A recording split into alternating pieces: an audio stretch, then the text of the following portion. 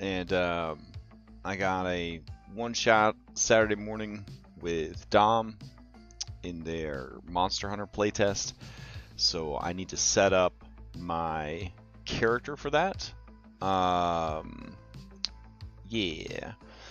So I thought maybe if I did this on stream, there could be some useful nuggets there for anybody else that's trying to set up a Pathfinder 2e character in Foundry VTT. Now keep in mind that Dom and I use like, I don't know, 200 mods, something stupid like that, like 100 something mods, 160, 150, that's a lot of mods.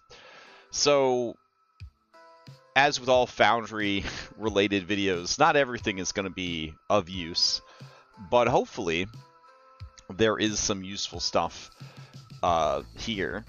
So I'm logged in.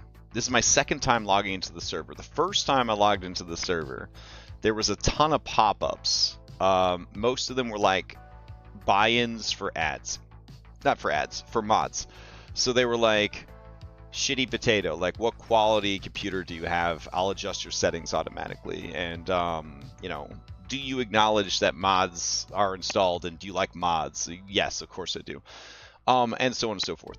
Now, there is this pop-up right here, and I don't know, because I'm never really a player, if I'm being honest. I'm never really a player, so I don't know if this user configuration, like, forces itself on you now by default, or if there is a mod that Dom has installed that is forcing this pop-up on me, but it's a good pop-up to get started with. So, in the bottom left of your screen, there's going to be three little mans, or womans, or peoples, whatever. When you mouse over it, it'll say players, there'll be a list of players. Anyways, you're looking for, in that list, it's behind me, it's over there, somewhere around there. You're going to look for your name. You're going to right-click, and you're going to go to user configuration, and that's how you bring up this window right here.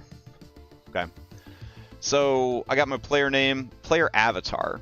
So this is where you can go into your files, not Dom's files, not the DM's files, but your files, and you could go and grab your user icon.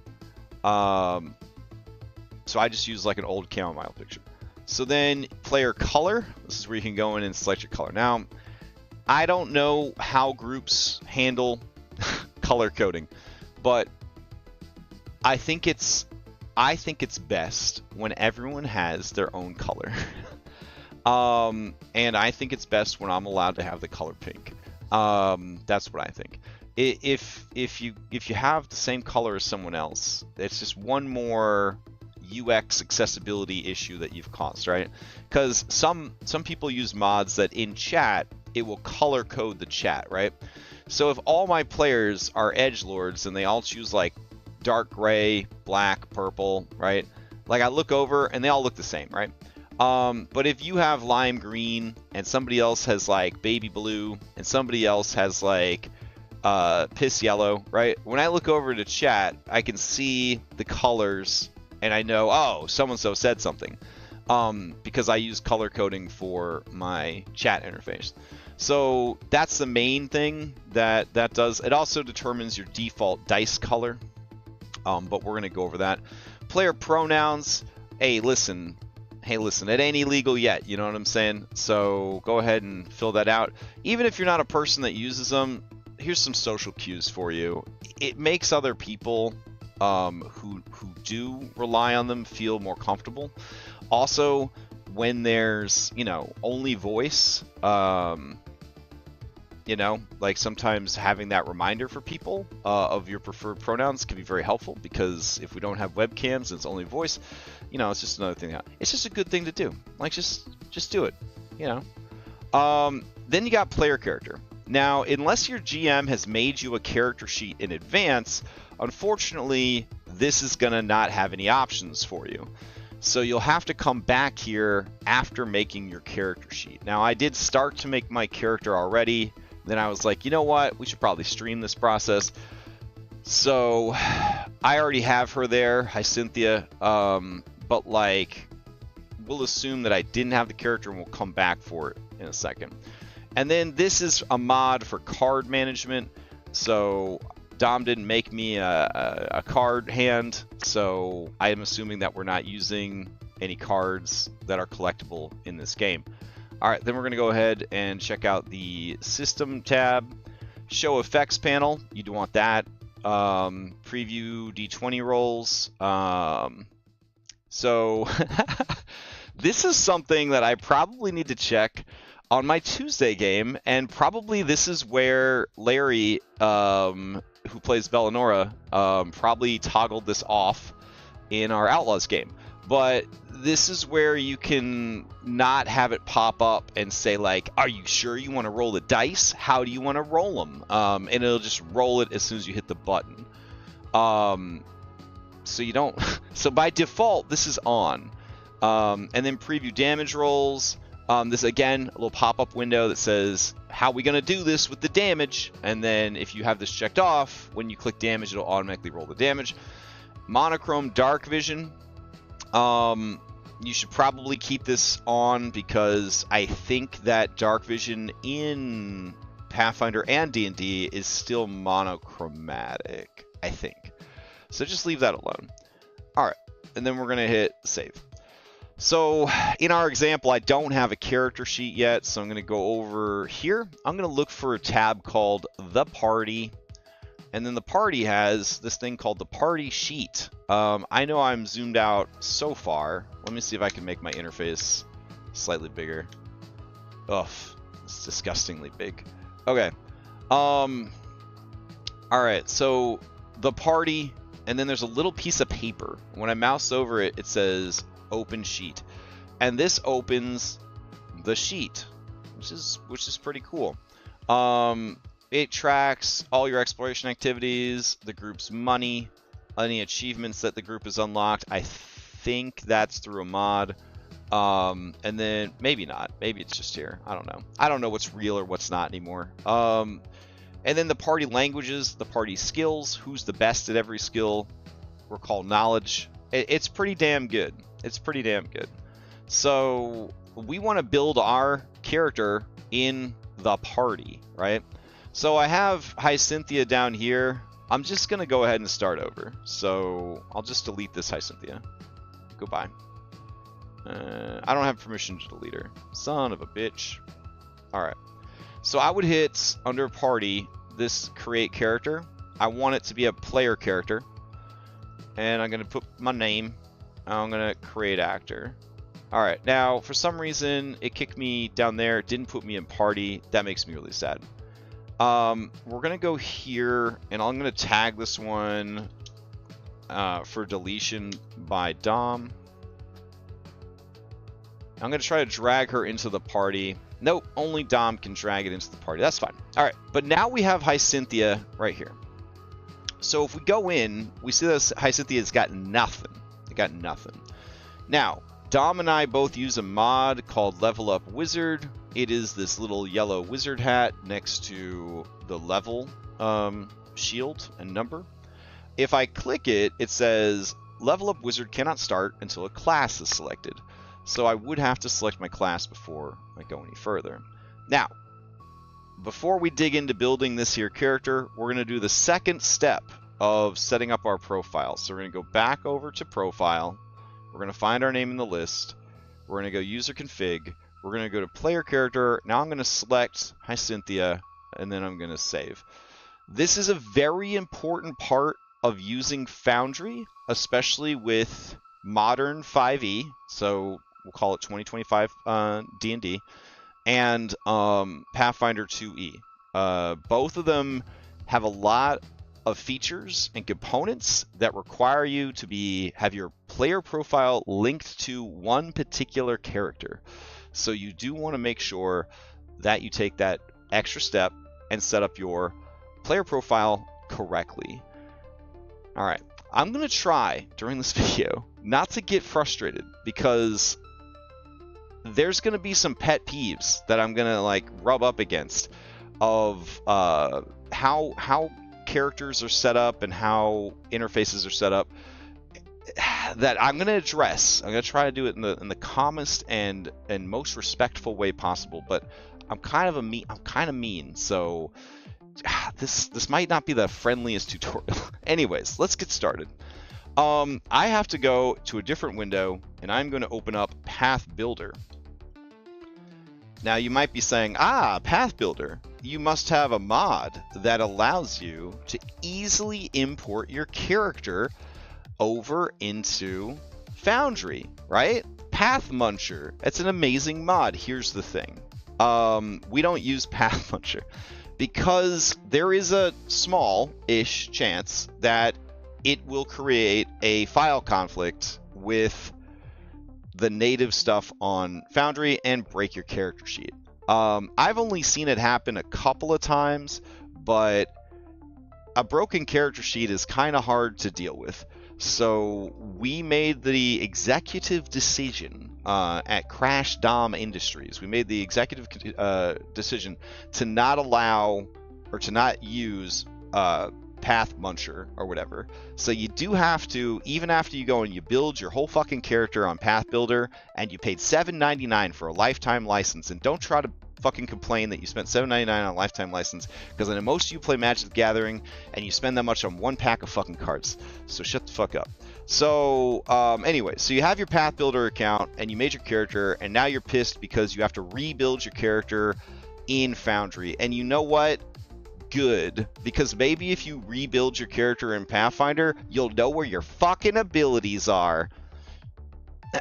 Anyways, let's get to it. I'm logging in right now. It says it's loading some data.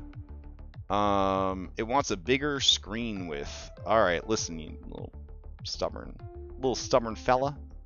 All right, how about now?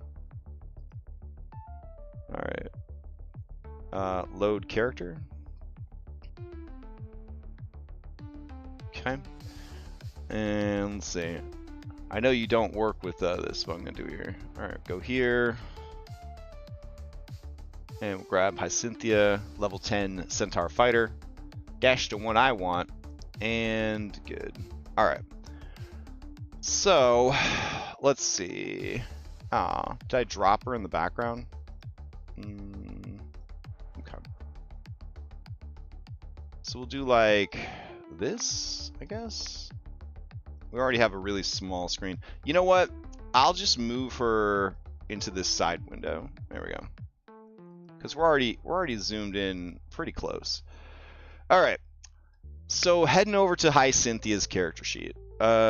We got the name already, and we got level 1. That's cool.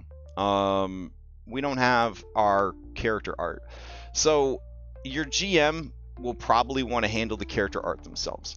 If not, you can use your own drive, assuming the GM has set you up to do that. So I have a folder already set up with Hyacinthia and her art and her token. Here's the thing.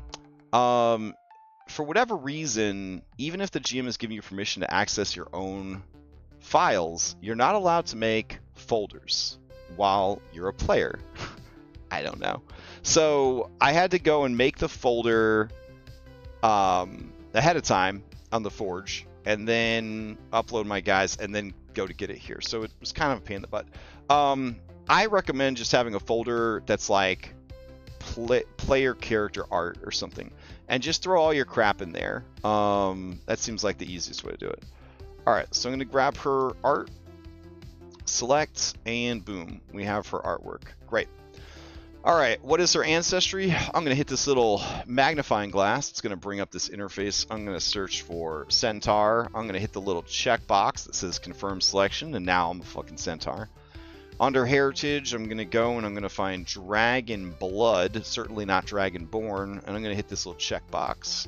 Then I have to pick what Dragon Blood am I, and I'm going to pick Adamantine, because that's just fucking coolest, obviously. All right. Then for background, I'm going to go ahead and I'm going to pick Cannoneer, because it's awesome. What does it have to do with my backstory? That's my business. Then we go over to class, and I'm going to just play the strongest class in the entire game, the Fighter. I know you were probably going to say Cleric or Rogue, and you're not wrong, but it is Fighter. And then I get a free skill, because why not? Because I don't get enough as a fighter. So I'll take athletics. All right, then for deity, you don't need a deity, but for her, I'm going to have one. She likes to hunt monsters, so I'm going to do that Arathis or whatever the Erastil. There we go. This is like the god of rangers or some shit. So I'm assuming that that includes hunting monsters. All right, gender pronouns. I'm going to do female. Or do you do she, her? I don't know, something like that. Age, we'll do 22. I don't know what to do about ethnicity and nationality because I don't really know enough about Dom's campaign setting to really fill this in successfully.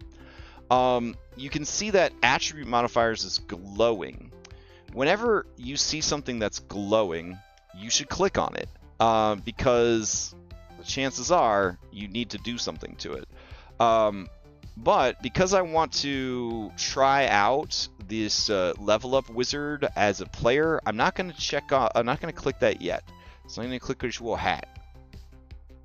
All right, little hat. I'm ready. Are you gonna? Up.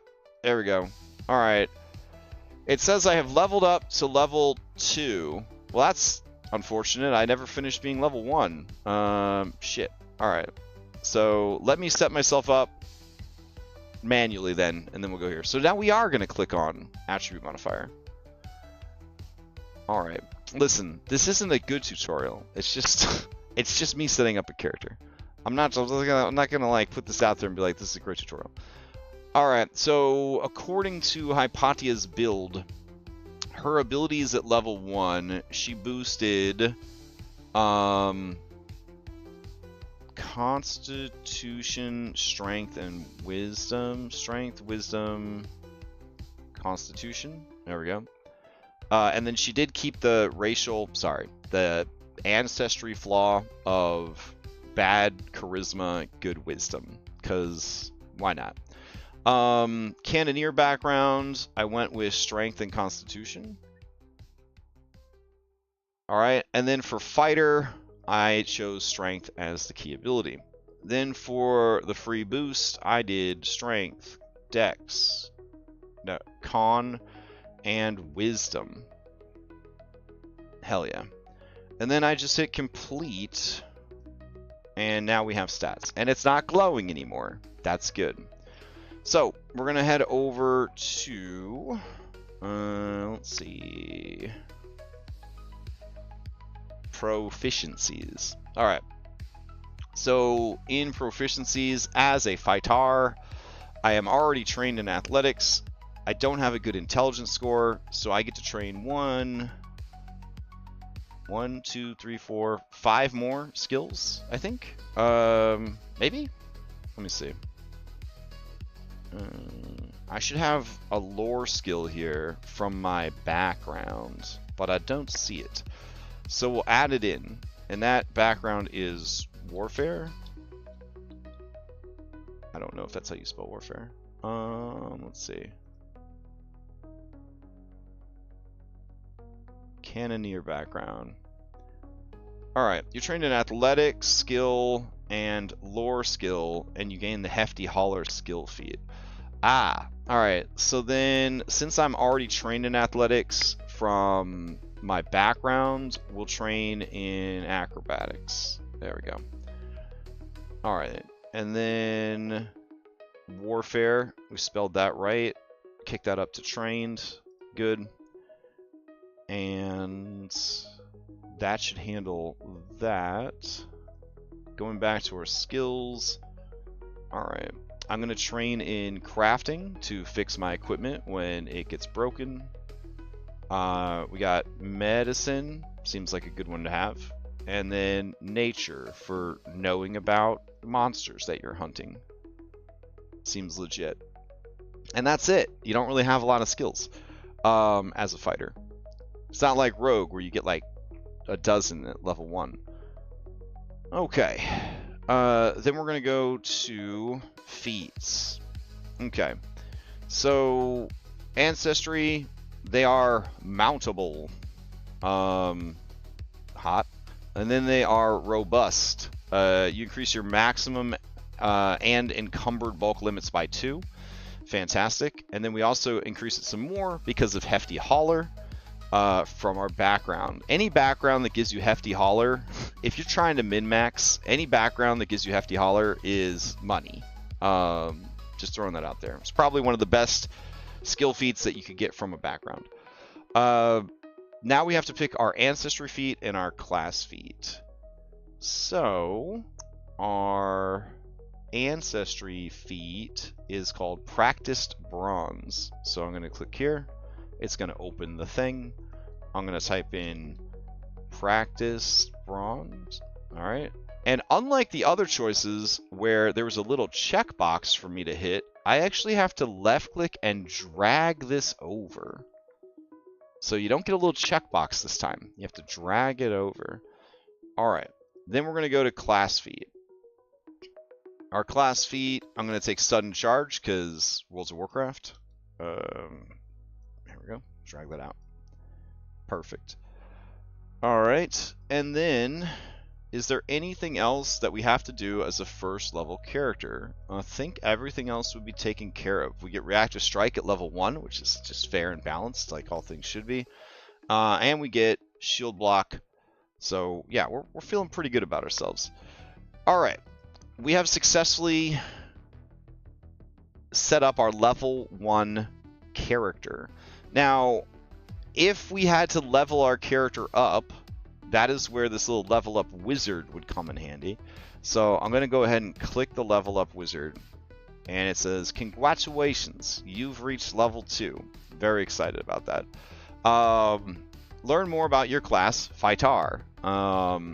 And then it says, new class feat available, make a selection. So we click the button, and then the little wizard, he tells us all the things that we could choose, which is pretty cool. There's an option to turn on archetype feats, and then we could even sort by level, and we could even sort by name. If you're getting high up in the levels, they're going to give you access to everything, so it is going to get a little messy in there. Because centaurs are very good at pushing people around, I'm going to try to build onto that. So I'm taking Brutish Shove. So as you can see, I found Brutish Shove here, and I click it, and finally it says you have selected Brutish Shove. We're playing with free archetype. Fantastic. So we're going to go with that. I'm going to take Wrestler Dedication, because as a large creature, if I take Wrestler Dedication, I will immediately have expertise at level 2 in athletics, which is busted AF, and then I will be able to grapple, thanks to Titan Wrestler, which you get for free, gargantuan creatures. It's absolutely busted.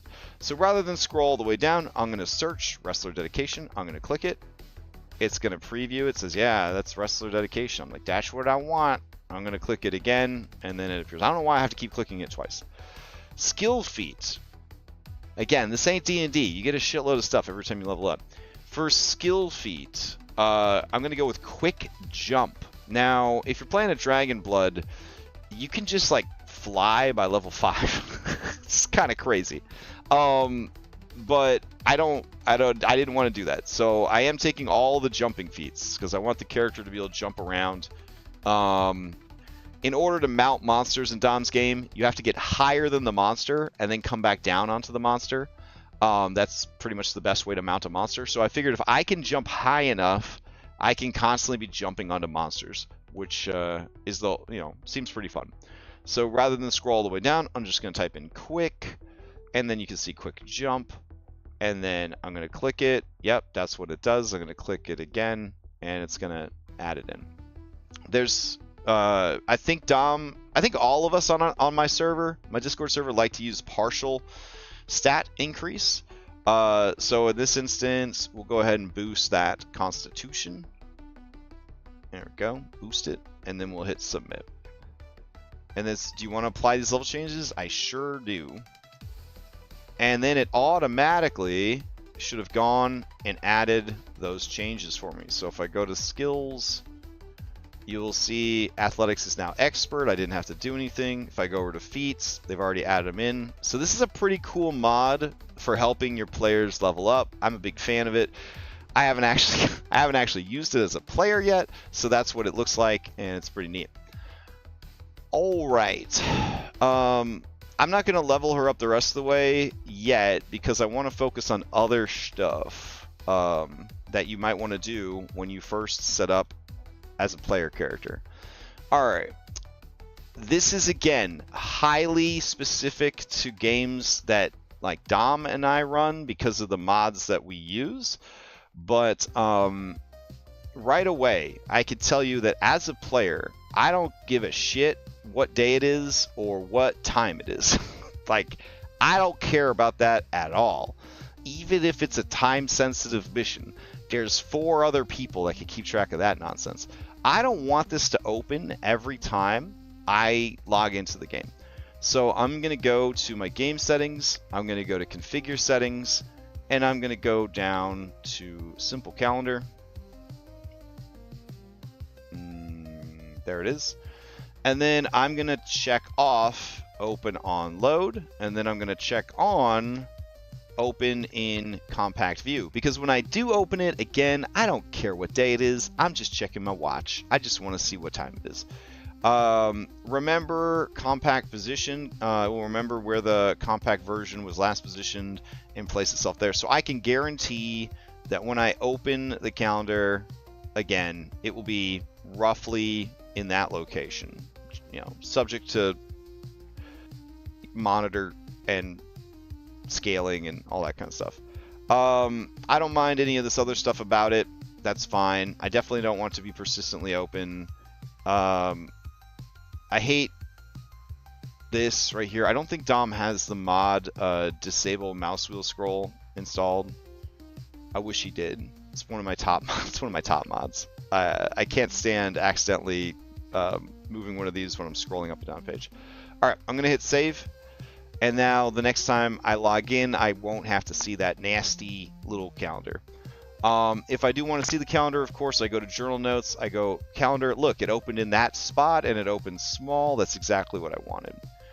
All right, another thing that's blocking up my UI is this thing. So this is from Always HP. Now, in Pathfinder, I think it is important to just apply damage from chat. The tools are smart. It tracks resistances, it tracks weaknesses, immunities. It knows things that you as a player and as a DM are probably not aware of or have forgotten or just not paying attention to. So I think it is highly beneficial to just use the chat interface when you are applying damage and healing. Now, that being said, it's a messy world and people are messy. You're probably just going to right-click on your character and, you know, up and down your hit points and all that jazz. And I'm not going to install mods that are going to prevent you from doing that. But this right here is a mod that was so good in 5th edition D&D because it would allow you as a DM to grab a bunch of enemies and, like, kill them all at once or apply bunch of health at once or all sorts of stuff. We can't do that as easily anymore, but it's still kind of useful. I don't think as a player it's very useful at all. So I want to make sure that it's turned off so that I don't have to look at it. So it's called Always HP. So I'm going to scroll up to Always HP. And I'm going to say, don't show me this, the end. And then I'm going to hit that, and it disappears. Now, if I want to see it, all I have to do is go to, oh man, I don't remember what turns it on. Maybe I turned off my ability to see it. Let's see. Damn, bro. Did I actually, like, just kill it all the way? All right, neat. I think one of the settings is that it's toggleable, so there'll be a little like icon that allows you to turn it on and off. All right. Looking at this desktop and seeing the tokens here and the miniatures, it occurs to me that I didn't actually make our miniature. So let's go back to our actor. Go to Hyacinthia. All right. to mess around with your token, you're going to open your character sheet and you're going to go to the top right and you're looking for a little man inside a circle. Not a little man with a gear, not 3 little mans. You're looking at a little man inside a circle. You're going to click on it. When you mouse over it, it says prototype token. It's going to open up this. You always want to mess with your prototype token. Very important. Don't mess with the token that is out on the map. That is only going to affect the token on that map. It is not going to affect your actual token anywhere else. So always go to your character sheet, go to the top circle, mouse over, make sure it says prototype token, and then mess with it there. All right. Right away, you could choose any kind of name you want. So Hi Cynthia. If my character went by a nickname, I don't know, like Hi C, that's a pretty good name. Then you could like put that instead. You can put anything you want here for token name. You could change it so that it's anyone that hovers over your character will be able to see your name. That's always a good setting to have. You do want to have it linked. If you don't, you're going to spawn instances of your character, not your actual character. Important to keep track of. So you do want to always have that actor linked on a player character. Going down here, you don't want to append any numbers or adjectives. That's for basic bitch NPCs. And then for token height, I am pretty big, so I'm going to go ahead and put my token height. I'm going to say that I'm like, I don't know, 9 feet tall. Large. And then secret disposition, nah. Don't need to worry about configuring token aura rings or any of that nonsense. All right. Next page, appearance. So this is where we go and get our token. And again, your DM is probably taking care of this, but there we go. Selected. If you want to have a cool random wildcard image, that's great. I'm not going to go over how to do that. This is a fun setting. If there's a mod that allows blood, you can actually change what color blood you have. So maybe as an adamantine dragon, instead of having just like red blood, I've got like, I don't know, like dark purple blood or something. That's kind of cool. All right. Let's see what else you could do. All right, so down here is scale. So this is what's going to determine like how big your mini is, because of how the game works with automatically changing your size based on spell effects and things like that. It's best to just leave this alone. But if you have like a fancy pants miniature that goes outside of the normal bounds, this is where you could go and kind of mess with that stuff. Or if you just want your character to be, you know, big, like bigger than everyone, you could modify that. So I could unlock this and say that she's always a little bit bigger than everybody, and then move that up to 0.2. There we go. Now the dimensions here, it says 1/1, but she is a large creature, so I am curious how that's going to look out in play. There are other options here like fill, contain, cover, all that jazz. Fill is if you're using a token that has like empty space around it, it will move, like fill up to the maximum available space allowed. If you have full width, it'll stretch it left to right. Full height, it'll stretch it up and down. So it's like fill, but only halfway. Not 100% sure on that. I don't remember what cover does actually. And then contain means that it's going to fit inside the space. I think maybe cover allows it to go outside the boundaries of the token, which is kind of cool. We'll actually probably see that when we try to test the token. Dynamic token ring, don't worry about it. Over here on vision, vision should be taken care of by abilities on your sheet, and I think this applies to the newest version of Foundry D&D, and then of course Pathfinder 2e.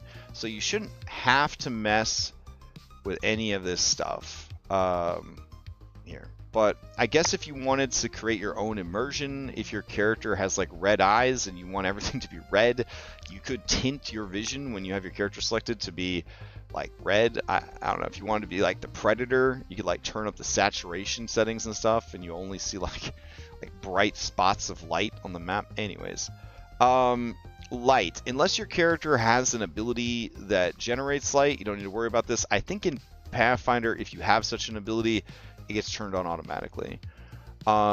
Resources. I like everyone to know what my health is, so I'm just going to say everyone can always see my hit points. Rideable is an option that's available from the Rideable mod. Technically, as a centaur, I am a rideable creature, so having this as rideable is good. Alright, I'm going to go ahead and update the token. Alright, so now out of curiosity, I'm going to drag her out onto the map, and look at that. She is bigger than the space allows. This is a big-ass token. A big-ass monster. Love it. Looks good. Happy with it. Great. So that's how we get our token set up on your sheet. And I think most people, the DM is going to be the one that sets that up for you, but there it is. All right, so now that we don't have the calendar popping up, we don't have the health bar thingy popping up, we have our miniature set up, we have our character set up, we linked it to our player profile. Fantastic. What's the next thing we need to do? All right, we're going to go back to settings. We're going to go to configure settings. And then things that you want to do here. You want to go to core settings, and this is very important. You want to go to core settings, and you want to go down. Where is it? Is that under core settings? Where they got this thing? Maybe it's under all settings. Let's see. Scroll.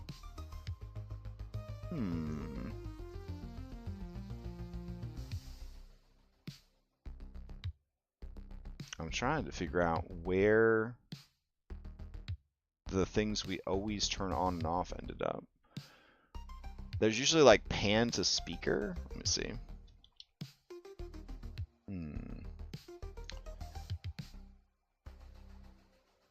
Maybe I'm looking in the wrong spot. I don't think so though.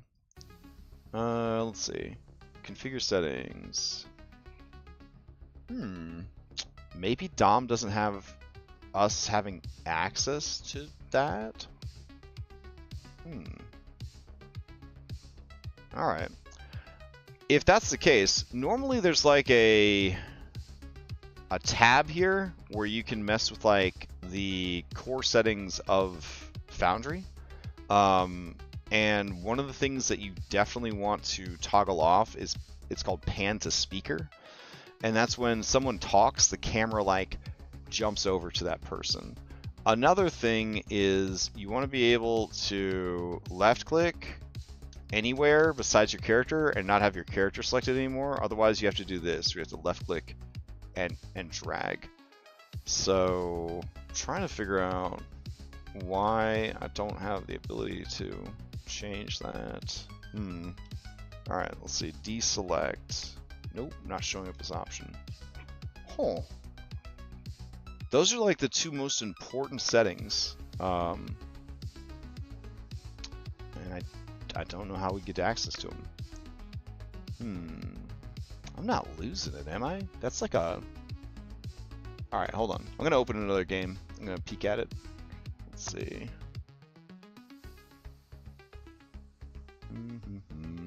Alright, yeah, we'll open up Skyhaven. Alright, start it up. Launch it. So while that's booting, other things to look for in here. Let's see. I'm trying to figure out what other things players can mess with in Dom's game. Elevation ruler has use pathfinding on as a default. That's a good one. Another one is of course dice tray. which I don't think we need to do anything special to. So that's good. Dice tray, by the way, is this thing down here where you can see dice and click on them and throw them into chat. It's very good. You can just click it, it rolls die. Drag it. If you click and drag it, it just rolls the die. It's pretty handy. Yeah, in the core section, bro, I was there. I don't see it. Audio, video configure, combat, dice configuration, disable game canvas, language, preferred color scheme, enable chat bubbles, pixel ratio scaling, performance mode, maximum frame rate, show frames per second, font, photosensitivity, token vision, light source, zoom texture. I think he installed the mod that lets you change whether or not. Yeah, dude, I'm in core right now. I just read you all the options for core. I'm saying I think he has a mod installed that lets you like hide certain settings from the players. Yeah, that is odd, right? So, not great for like a tutorial, but hey, it is what it is.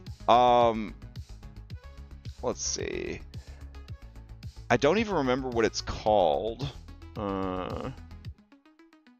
There we go. Settings, client to the world. So I think client setting to the world lets you turn off. Where is it? No open projects. Do you have anything to say about yourself here? Nothing. Which is a mystery. All right, hold on. Let's see. Come on, Ripper. You're better than this. Just explain what it does. Oh my god. All right.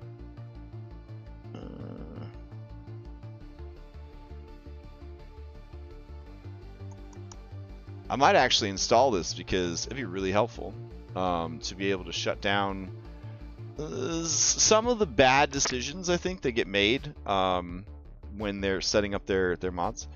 So Ripper 93 settings world client swap.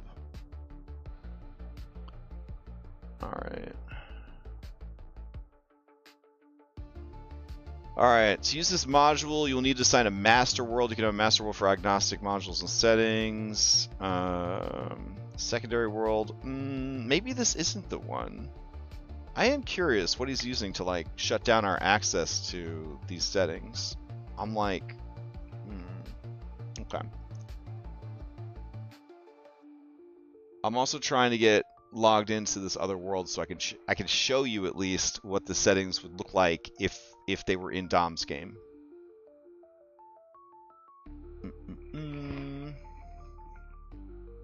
Then we'll set up our dice so nice.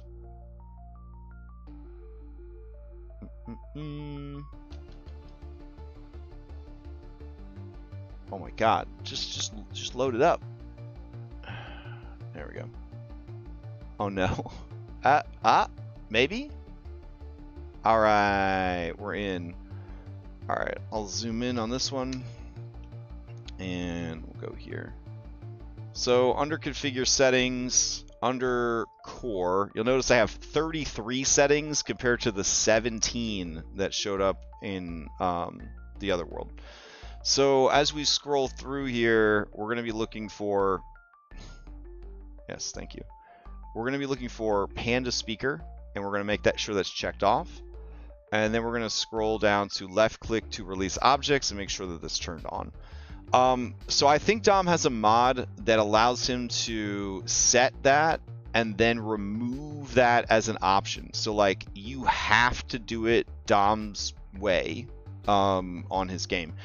And honestly, I like that quite a bit. So anyways, that's how that works, and that's what it should have here. In 99% of games that you go to play in, you should be able to go to those, and those are settings you're going to want to change immediately. Now, because they're settings you're going to want to change immediately, it does make sense that Dom would just have them disabled for people from the get-go, but that's why they're not there. All right, So dice so nice. Let's set up our dice. We're going to click 3D dice. By default, like I mentioned earlier, you get the same color dice as the player color that you selected. And if you're a classy individual, you don't have the same color as somebody else in the group. Just saying. Under appearance, there are a lot of options depending on what your DM is signed up for. So Dom got these nice little space dice.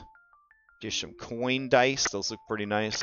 Let's see. He don't have that many dice this time. That's okay. Ooh, look at that.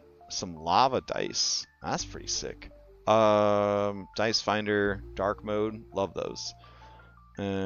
Dice Finder Campaign, even better. Dice Finder Basic. Those look pretty sick. And so on and so forth. Inside dice so nice. You just got your standards here. Love these. These are gorgeous. Very fun dice. Yeah, so depending on how many dice mods your DM has installed, you will have some or many or too many options to choose from. If you're just trying to build your own from scratch, so you're on the Foundry VTT one. It's called Foundry VTT because the 20 or the highest number on your dice is always the Foundry Anvil, little branding action. If you don't think that's cool, if you don't like that, you can just switch to, I don't know, some other one. I don't mind it. I think it's cool. So under theme, you can see that there are quite a few things here, including Thylean Bronze. Oh, baby. Love that. Damn, that's sexy as hell. We've got Starry Night. Not so good. Pastel Sunset. Oof, that's disgusting. Then we've got these guys. Dark Words. Dark Words is pretty good, actually. But what if you want to do it completely yourself? So you stay on custom, you go down to texture, and then you get to pick from all of these different textures. So we could do like Dark Ooze. That's pretty cool. Writhing Vines. Hammered Metal. I don't think Hammered Metal... I think it's just like scales. I don't know why they call it like dragon scales. It seems like it would be a lot cooler. They got one called Dragon that has big exaggerated scales. It's actually kind of cool.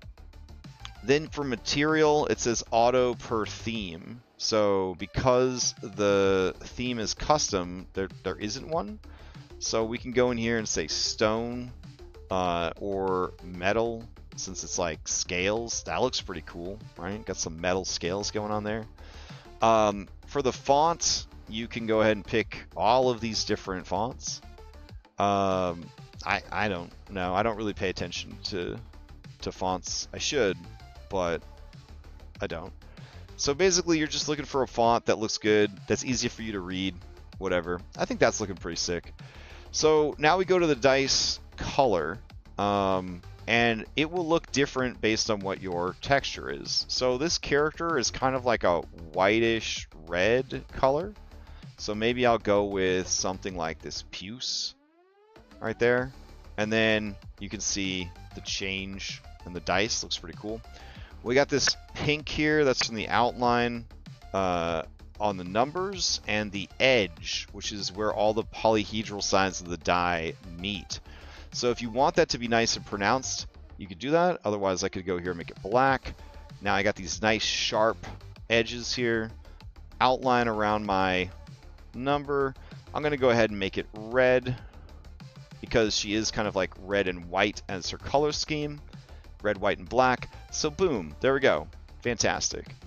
If I want to see the dice roll on the table, if I wasn't zoomed in so close, to show you how all the settings, I would hit test roll and it would throw all my dice out. Now, this is something to talk about. It just rolled all the dice on top of the thing that I am doing, and maybe that's what you like, but I've been playing VTT so long that I roll dice out of like tradition, and because it's nice to hear the clack clack sound, and occasionally glance and see the dice, but like I don't really pay attention to the dice, right? I don't want the dice getting in the way of seeing the 15 different windows I have open when I'm DMing, and I don't know, the one window you have open when you're a player. So that's what takes us to the next thing, which is preferences. Under 3D layer position, I like to choose under the sheets, if you know what I mean. So we choose under the sheets. Now when we roll, well, I think you have to save the setting. They will appear behind everything that you're doing. So they won't cover up your character sheet. And then whenever you're trying to read something, that's when the die stays there forever. And it never goes away. If you don't want to see everyone else's dice, you could say only show my dice. If you want the dice to disappear, you could say automatically hide. I would definitely leave that checked on. You can actually increase or decrease how long the dice stay there, and whether they just vanish off the face of creation or if they fade out like Marty McFly's relatives. Sound effects, I don't know why you would ever turn off the delicious clack clack sound, but you can.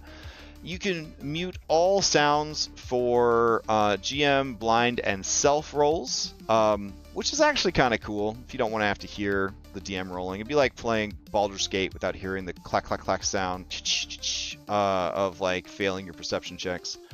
You can change what the table is made of, and that's going to play 4 different types of clack clack sound effects when you roll. Metal sounds cool until you hear it too many times, then it's not so good. I kind of like the sound of rolling on a wooden table. Makes me think that I'm wealthy enough to own a wooden table. Isn't that sad? So yeah, wooden table is pretty nice. Alternatively, wooden dice tray is good. Felt's for babies. I mean, you can leave it on felt if you want. I'm not going to judge you. Alright, so then animation speed. Do you roll your dice like a normal person? Do you roll your dice like a cracked out child? Do you roll your dice like a cracked out man at Vegas who just bet everything, including his child's future, on one last roll of the dice? So that's going to determine how fast the dice are like, wah, out onto the thing. But there's more. Is it still not fast enough for you? You could increase it to strong, where you are like throwing the dice, like physically trying to kill someone with the dice. If you combine strong with ×3, it's going to be like a shotgun goes off every time you roll dice. It's pretty incredible. Now, if you want to be like grandma and you're just showing up to pick up the dice and drop them, you could do weak with normal, and then the die will just sort of poop onto the table. Yeah. So you can override your dice appearance when a theme is used to describe a dice. This is fun if you are a colors person, if you like colors in your UX experience. They will color code damage types for you, which is pretty cool. And then immersive darkness mode means that the lights in the scene will actually interplay with the dice and the materials that you've chosen for your dice. If you have a shitty computer, please turn this off. This is probably the #1 reason why people have their browser crash when they're trying to use 3D dice, because I think this is a terrible thing to have if you have a shitty computer. All right. We're going to go to special effects. If you had special effects, this is where you could say, like, whenever I get a critical hit, make my dice glow, or make Thomas the Tank Engine appear, or something like that. I don't like fun, so we're going to skip that one. All right, so performance, again, some people, their computers really don't like 3D dice. You could go in here, try to turn everything down really low.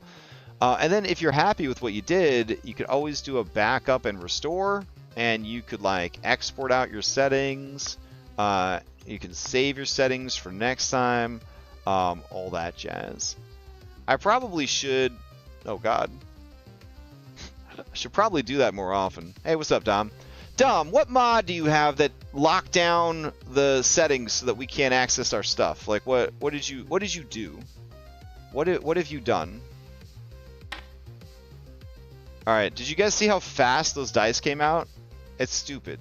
Like, they're just, bam, just firing onto the board. I'm gonna leave it for this character because this character is very direct and in a hurry, I think. So I don't. This. Well, bam. The combination of the fastest animation and the fastest throwing speed, it's like you're not even really throwing the dice. Like the dice are just like Sonic the Hedgehog showing up. Client to the world. Man, yeah, Lex and I were like, where are the settings? Because I'm trying to like show like settings that you want to like turn on and off when you're set up your character, and you've hidden those settings. It was very good for this tutorial for sure. Anyways, all right, we're gonna go back in and we're gonna go to our dice. So nice. I don't like it being that fast, so I'm gonna go to here, and I'm gonna turn the animation speed down to normal, but I'll keep it as a strong throw. And I'm going to change it to wooden tray so we get even more clacks. All right, and then we're going to go ahead and do a test roll. Oh, that's fun. Yeah, okay. All right. So there's also this thing called rollable table area. Now, here, right? So I like rollable table area because even though I don't want the dice to be on top of the sheets that I'm using, like I want it to be in the background, I still want to be able to see it, right? And if the dice for some reason roll like behind your menus or, you know, something like that, you won't be able to see it. So you can go to rollable area and you can actually move it over so that the dice can only roll in the area that you have chosen. So you've basically created like a dice tray on the screen, and then that's what they have to use. We hit apply. All right, and save. So now when we roll a bunch of dice, here, we'll roll like 13 D100s. See how they're all trapped inside that area?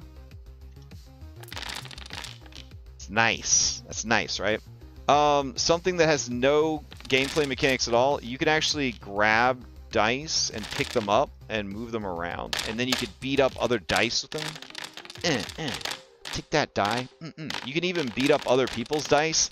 It doesn't do anything. You could try to stack the dice like you're, you know, a bad player in real life who's bored and not allowed to use their phone. But you can only stack them like one high. But yeah, you can still do all the annoying things that you like to do with dice in real life with these dice. I don't think people know that you can do that. I shouldn't have shown you guys how to do it. Don't do that in my games. All right, so let's see. We got our miniature set up. We got our dice set up. We got our settings set up. So the next thing is macros. Now, in Dom's game, you have this interface right here. It's called PF2e HUD. You also have it in my games. I did go in and I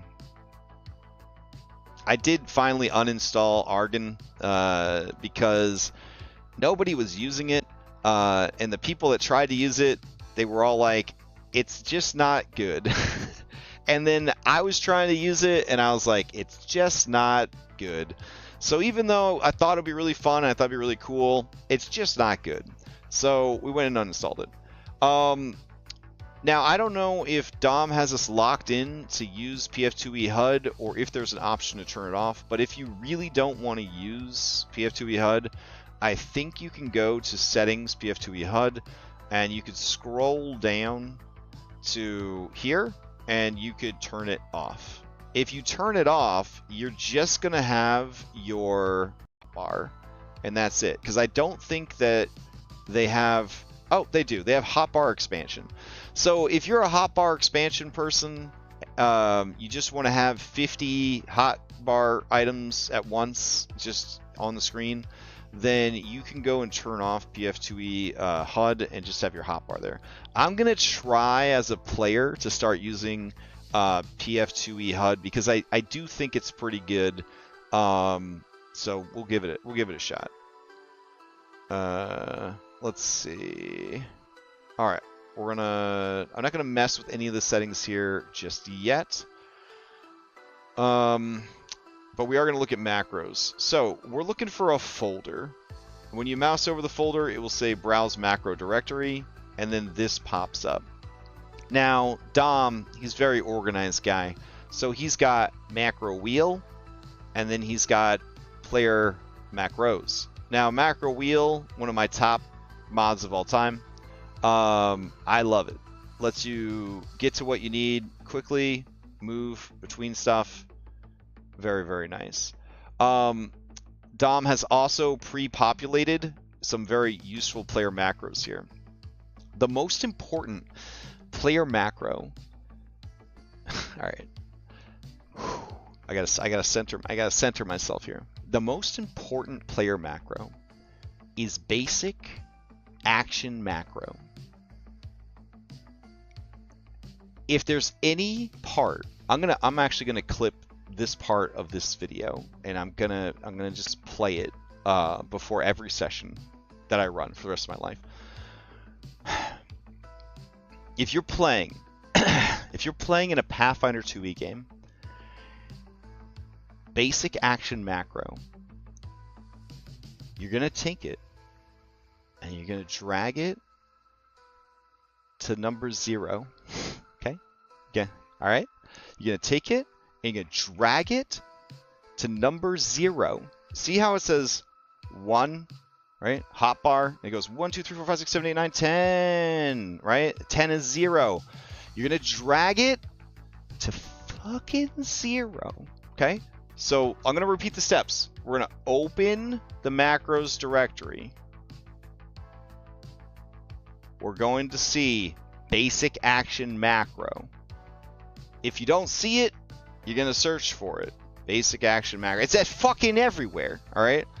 You're going to left click and drag it to the hotbar to number 0. Now here's why. Here's why. Because I have faith that you know where the 0 button is on your keyboard. I know this. I believe in you. All right. So while my mini is selected, hear the words that I'm fucking saying right now. While my mini is selected, now that I have it on 0, I'm going to hit 0 on my keyboard. Okay? And it opens up the action dashboard. Do you understand? I'm not asking for much, okay? Just, that's all I need you to fucking do, okay? Like, was that hard? That's all I fucking need from you, alright? And now you're gonna see, look at this. There's this thing called the alphabet, okay? Everything is listed in alphabetical order. There's 3 tabs. They cover all aspects of play, okay? Every aspect of play is here. It would take you 10 seconds to open this up and click on the 3 things: encounter, exploration, downtime. I know you got 10 seconds because I see how much video games you play, because you don't hide your online status, okay? So you got 10 fucking seconds to go in here and look and see, oh, is this where my, this is where they are? This is it? All right. So we've got that settled, right? That's cool. So you hit 0 to open it. What if I hit 0 again? It goes away! That's fucking nuts, right? Okay, what if I hit 0 again? It appears! This is crazy. Oh my god. What if I hit 0 while I don't have a character selected? It still appears. Do you know why? Because you're a fucking player! And you set up your fucking profile, right? And you linked to your goddamn character. So you don't even have to have the fucking miniature selected. I just need you to hit the fucking 0 key on the fucking keyboard. That's it. That's all you had to fucking do. There it is. Incredible. Oh my god. All right. So you have... All right, so you open your action macro dashboard. So fun. And I ask you for a seek check, and then you just hit seek, and it pops up, and the default is blind. It's blind because you used it, because you didn't go to your fucking character sheet and go to your perception skill. It's not even listed in the skills section. on the character sheet. You just gave me a seek action. You hit 0 on your keyboard, and then you click fucking seek, and look, it's already a blind roll. I'm not asking for the whole fucking world on a gold platter, guys. Okay, anyways, here you can check your modifiers. Hey, that's cool. Maybe the DM said you had a circumstance bonus. What? I had a +1 circumstance bonus? So you hit +1, it already defaults to circumstance, but it's not done. You have to hit this add button. Now you have it. Look it. But then the DM says, wait, never mind, you don't have it. Well, you just turn it the fuck off. That's it. Oh, he says, no, you know, actually you do. You do have a +1. You turn it on again. Oh, shit. Then you hit roll. And it rolls. What if we're playing with some wackadoodle 5e stuff, or true striking and all that? I don't know. What if you have advantage or disadvantage? Listen, baby, it's right here. Keep higher is advantage. Keep lower is disadvantage. Dunzos. Again, not crazy. All right. What if I want to interact with somebody else? I want to push Red's character down and step on them. And I think he's into that. That's fine. So we're going to target him. How do we target other things? You're going to mouse over the thing, and you're going to hit T. T is a letter from the alphabet. It is also the first letter of the word target. Do you see the connection? So when I ask you, Jesus Christ, when I ask you to target something, you're already looking at it. I see your little rulers moving around with your name tags on it. I know that you moused over the fucking thing that you were going to attack. Why don't you just hit the fucking T button to target the god fucking damn monster? God damn it! Alright, so how we target is we mouse over what we want to target and we hit T. And look, it's targeted. Hey, it's green target here because green is friend. If I target monster, it's red target because red bad. You see? Pretty neat. All right, so I target something so that I can interact with it. Why do we want to do that? Crash, we were playing 5e for 5 years and we just mental mathed everything. I'm tired, okay? If we've got tools that are going to tell me if you succeeded or not, I don't want to do the mental math for you. I want you to use fucking target. That's what I want. I want you to target the shit. Okay? I want you to target the shit so that we can actually just play the fucking game. I'm not asking for much here. Not asking for much. So if we're going to push this guy, it's actually tripping in this system. So I've got my character selected, I got my target, I'm going to hit 0, it's going to open this up, and I'm going to go to trip using the alphabet to go alphabetically down to the T section for trip. You'll notice that there's extra buttons here for trip, trip -5, -10. Those are the map penalties. They're already there. I'm going to go ahead and hit the trip button. Hey, what's up, Kazi? I have practiced bronze. I'm good at tripping people. I'm going to turn that on. And then I'm going to roll it. It rolls, and it says, you have failed. This person is too hard to trip. Oh no! Well, it's 15 minutes into the session. I know what I'm going to do. I'm going to burn my hero point on something that doesn't matter, so that later on in the session, when I die, I won't have a hero point to save my life. So let's do that. How do I do that? I'm going to right-click in chat, and I'm going to go to reroll using a hero point. Eh? Oh, what? Huh? Holy shit. All right, I'm going to do that. I'm just going to roll. And now I critically fail. God damn it. Dom, I quit the game. I'm throwing this character in the trash. So then I critically fail. I don't know. I fall down. I die. It's terrible. But anyways, that's how that works. Okay. Whew, that's how that works. Any questions? No? Good. All right. So how do I untarget something? You just mouse over and hit T again. That's it. Or you go to target something else. There you go. How do I target more than one thing? While you have something targeted, hold down Shift and then hit T again. Now you target 2 things. Amazing. There are mods that when you drop a template down, it will say, do you want me to target everything inside? I'm not allowed to make templates apparently as a player, so I can't show you how it works, but there'll be a little pop-up window. It's very small. I never see it when it pops up as a GM. It'll say, do you want me to target everything inside? And it'll be like allies, enemies, both. And then it will automatically target everything for you, which is pretty nice. All right. Other player macros that Dom has here, and I might want to like check the player macros that we've got over on Dish World. Oh, hold on. I got to update nuts and bolts. There we go.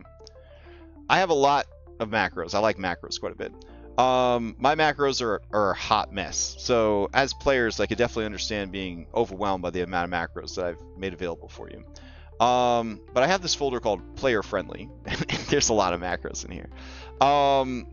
You can see that basic action macro is in there.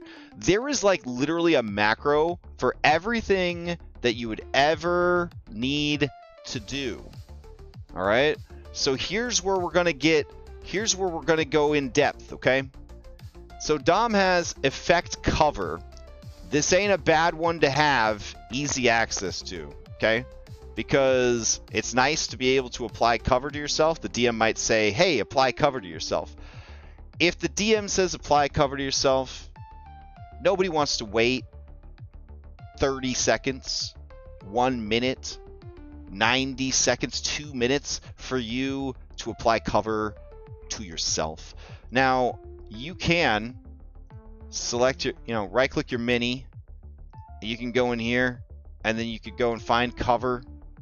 It's around here somewhere. Swear to God, maybe it's around here. I don't know. Confused? No, where's cover? How do I apply cover? So having this macro is pretty essential.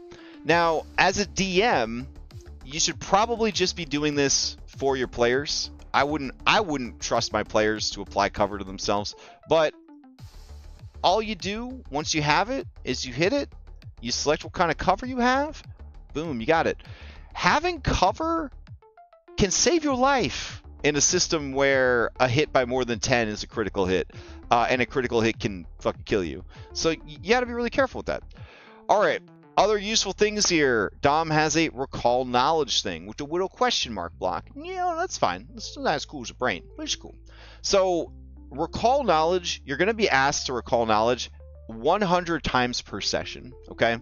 And if you don't want to have to hit, here, while my miniature's not selected, if you want to have to hit 0, and then go and hit recall knowledge, two movements of my hand, one to hit a button and one to hit another button. If you just want to hit the button one time, you can take this recall knowledge macro and you can drop that down.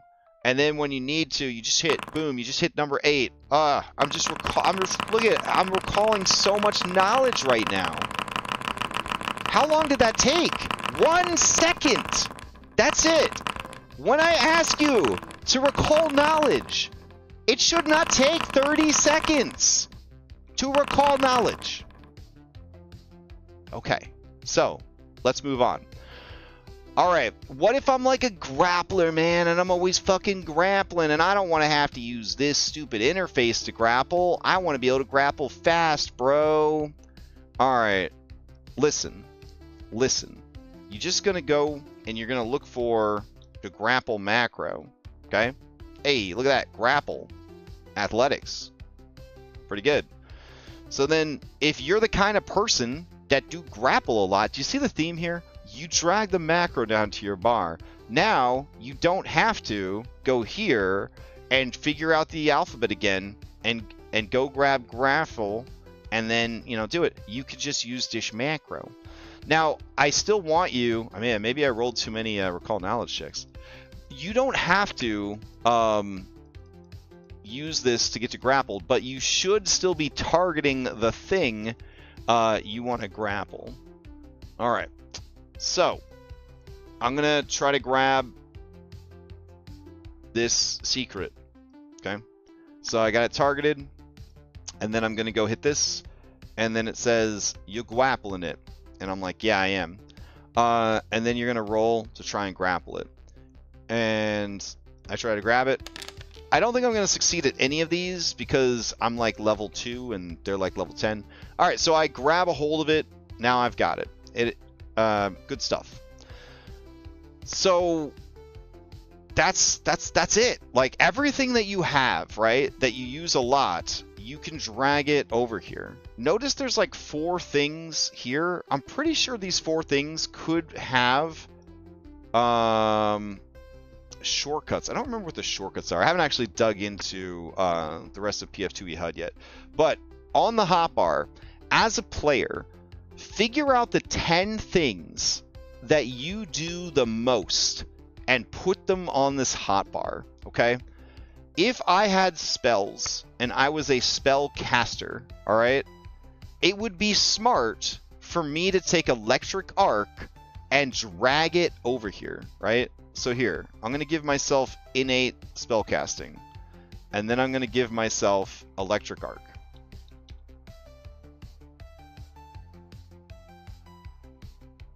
All right. And then I'm going to drag Electric Arc over here. I know, it's okay, robot. And then when I need Electric Arc, I've got it. So, for example, I don't have to have my sheet open to do this. I can target this, I can target this, and then I can hit Electric Arc, and it goes right to chat. I didn't have to open my sheet, go to my spellcasting tab, find Electric Arc for the 17th time in the session, click on it, all that. It's just there. It just happens. Okay. So like if you have things that you do a lot, drag them down to the hotbar for the love of Christ, of Buddha, of every deity imaginable. Like please do this. Okay. Like we got. You can't be taking 30 seconds to do stuff. For PF2 HUD, you put character-specific stuff like spells and weapons. All right, cool. So for Hyacinthia, so I don't even think I have a weapon equipped, but she's got this Brutus Shove, right? So if she plans to use Brutus Shove a lot, I could drag Brutus Shove down, and it shows up here, and I actually get 4 options here. So I could fill this up with all 4 of these abilities. Now, I don't even have to open the character sheet, right? I could just like have my 4 favorite things here. If I had equipment that I used a lot, I could drag that equipment over here. I could have equipment. Again, with the spells, I could drag spells. Only spells from a HUD sidebar can be turned into shortcuts. All right, that's fine. I think HUD sidebar is this over here. Yeah. So we could drag it like that. There we go. So again, you can build an interface that allows you to access the things that you need. Now, these worlds are not locked down when you're not playing, okay? So like maybe skip 1 match of Rivals, okay? And sit down with your character sheet and actually set it up for success. Maybe spend 15-20 minutes sitting down and like learning how to set up your character sheet, because then we don't have to waste so much time every single session waiting for people to find the crap that they need, okay? I am guilty of this too. All right. I mean, full disclosure, if I opened Strength of Thousands right now, I don't have a setup like this at all. I have stuff on my hotbar. I do have stuff on my hotbar, but it could be better. Like it could be better. but I do have the ability to hit the 0 key and open up this dashboard and access stuff, which is like more than some people have. So I really, really, really like, I don't know how to get this information across to everybody. I'm probably just going to have to like evangelize before every session for like the next 2 months until I am convinced that everyone's going to have to send me a fucking screenshot that they have set up. There we go. Everyone's going to have to send me a fucking screenshot that they have set up their player interface to at least have this icon on the number 0 on the hotbar, or they're just not allowed to play anymore. Like, that's where I'm at. I'm so fucking tired of it. Anyways, so does anybody else have anything else that you think that you need to know as a player setting up your Pathfinder character for Foundry VTT? I think that kind of covers everything. You got dice, you got targeting, you got macro, you got PF2e HUD. Oh, one of the mods we use, I should be able, when I select my mini, to have like 4 things like fly out of my miniature. For example, here you can see that these 4 things fly out, and then you can actually control a lot of your miniature from here without having to do anything. So if you ask someone for a perception check and you just have your miniature selected, you can just hit perception and it just brings up that. Give saving throws, all 3 saving throws, perception, stealth, athletics, the shortcuts like right there. Get to their spell casting, boom. They don't even have to leave their character. They don't have to open your character sheet. You don't have to go to the HUD at the bottom. I think this is a part of Pathfinder 2e HUD. So I'm going to go and see if we're allowed to turn it on. Let's see. Pathfinder 2e HUD. Alright. So let's see. Sidebars. Use modifier, show highest speed, pop up. Token HUD. Exploded, scale with token, full close on click.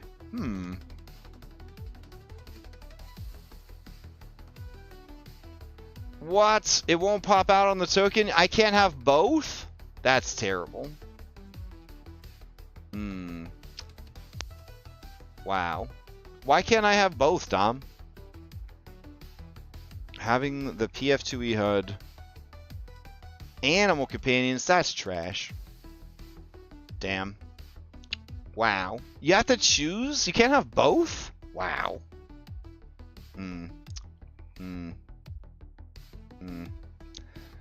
don't even know what to say. That's terrible. Alright, what else do we got? Pop out. If you are the kind of person that wants to be able to pop out your stuff, when you're playing, you're going to look for the symbol of a square with an arrow coming out. It'll allow you to pop it out as a separate window. Not everything works when it's popped out. I never pop my stuff out. I have enough screen real estate that I don't need to. But if you're into that, then that's how that works. If things aren't working, it could be because you haven't popped out. So that is something to keep in mind. All right. I think that kind of covers everything. Yeah, I just need to finish leveling up this character and then I guess I'm good. All right. I'm going to go ahead and keep leveling it up. All right.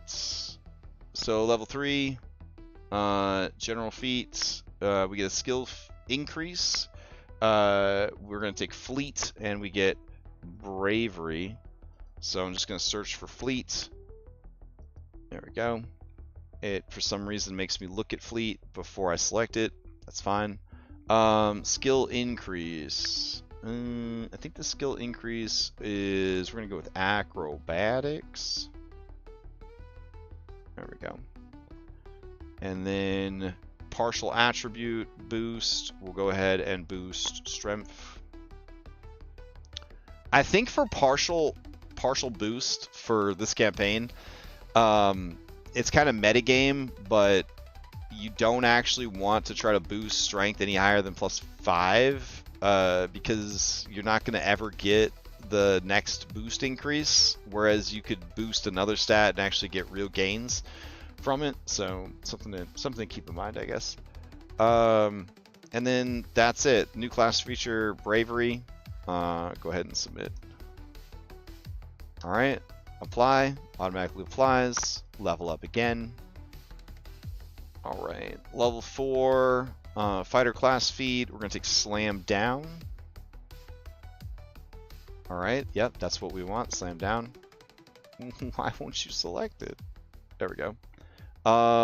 Free archetype feat. We're gonna go with Suplex, because suplexing monsters is what it's all about. Hey, there you go. So if we click on the bar but none of the text, it doesn't open it up, it just selects it. That's good. Skill feat, we're going to choose Powerful Leap. There we go. And then there's another potential boost here.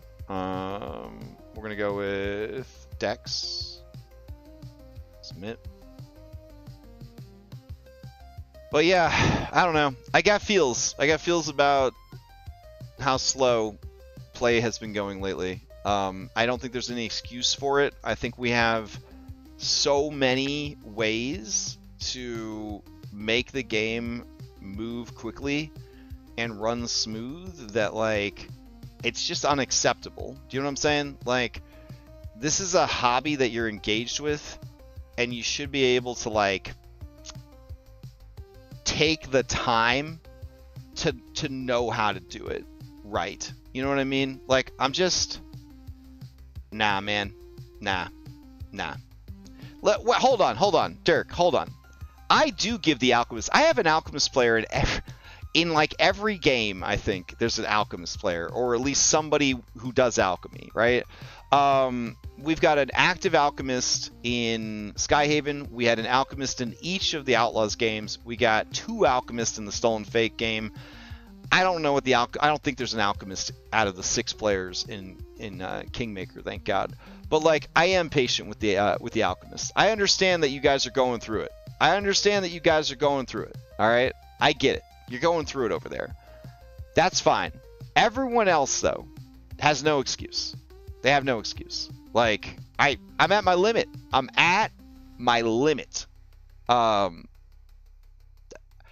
I don't think I've ever considered kicking people out of a game before over something like this, but I'm just fed up, you know? Like, I'm fed up with it. So, like, it's gotten pretty bad.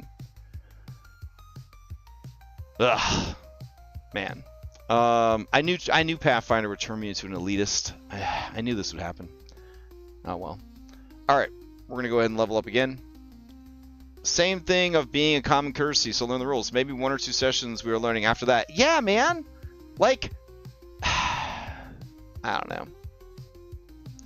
I have 3 new players in Skyhaven. I have 3 new players in Skyhaven. And they asked me, they said, what can we do to learn the game ahead of time? And I said, go buy for $5 United States dollars, which are basically worth nothing now. Go buy Dawnberry Downs or whatever, Dawnberry Days on Steam, and just try it out, because it's going to explain how Pathfinder works to you. It's the ultimate tutorial for Pathfinder. And you know what? All 3 of them fucking did. All 3 of them fucking did. And do you know what happened? They learned how to play Pathfinder before we started playing Pathfinder. They're fucking crazy. Is there still a lot to learn? Absolutely. I still get stuff wrong all the time. I got mixed up on a call Sunday night. Like, there's like thousands of rules, but like, I ain't asking for.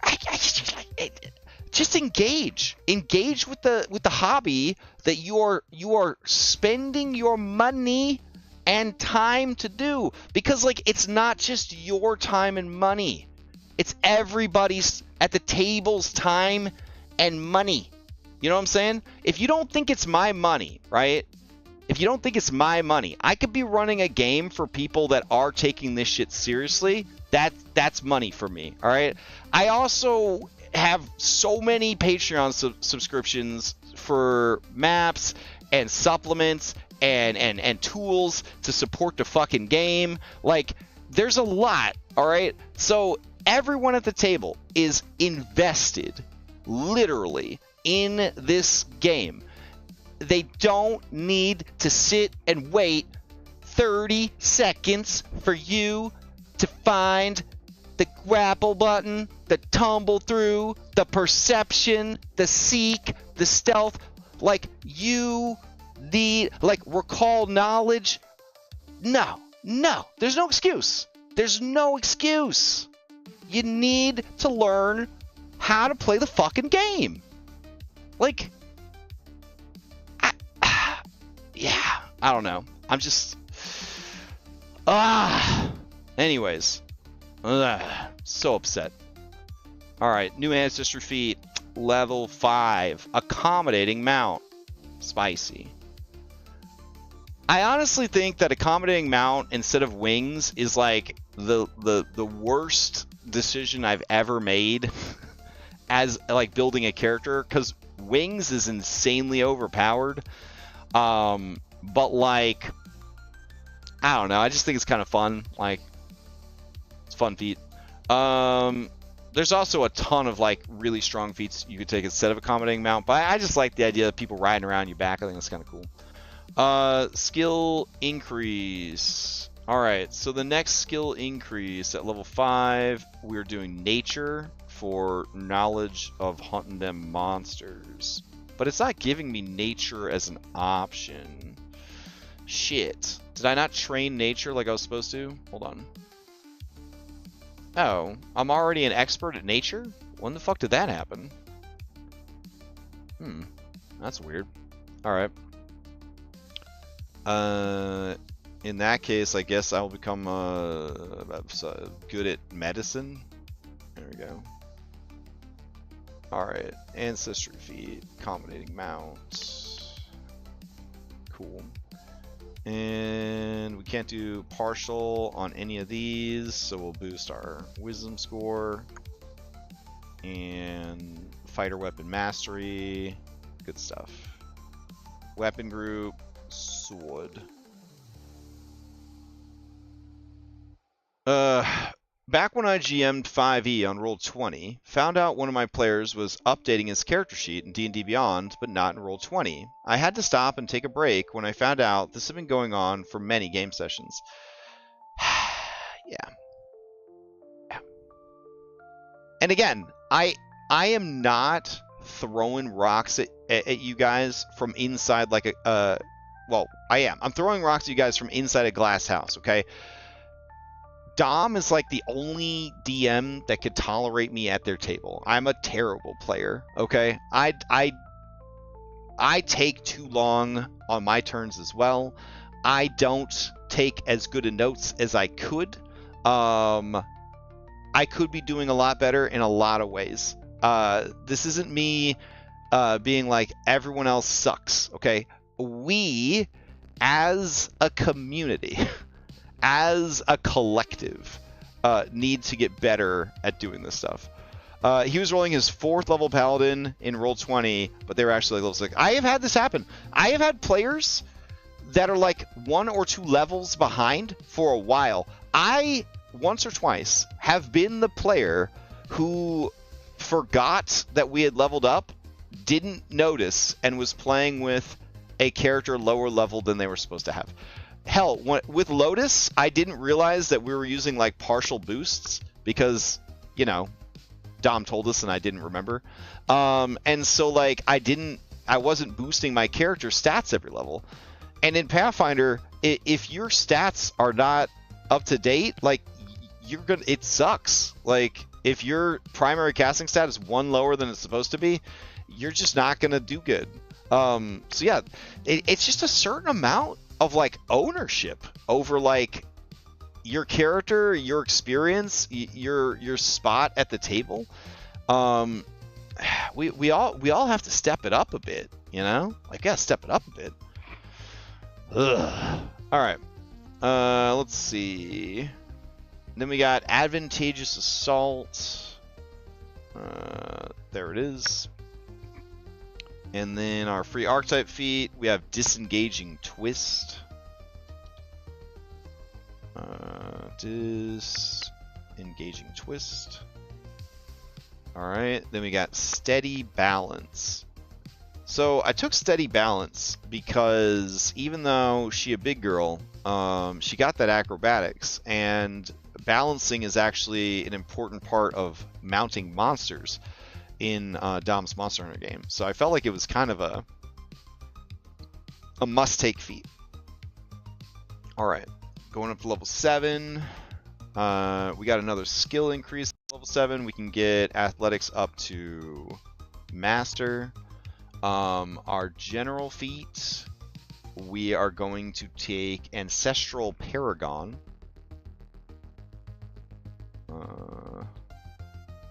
There we go.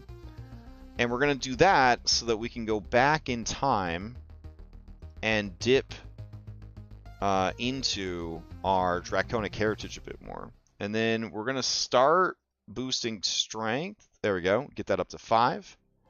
And then Battlefield Surveyor, which is pretty sick. And then Weapon Specialization. Good stuff.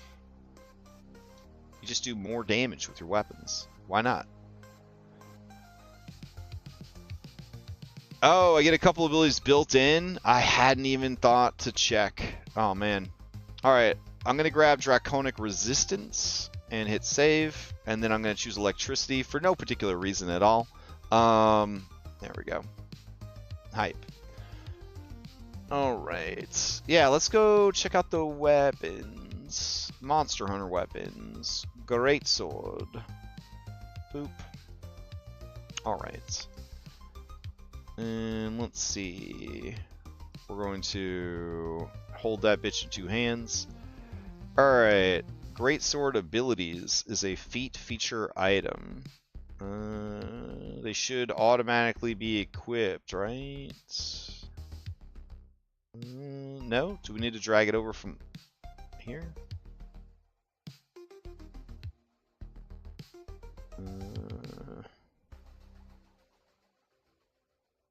Shield boss, sword and shield, greatsword. How do I get these benefits? It says I can't read them.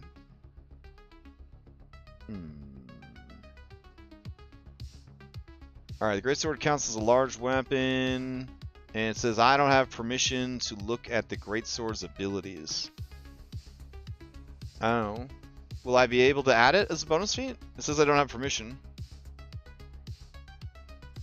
Browse. Alright, greatsword abilities. Got it.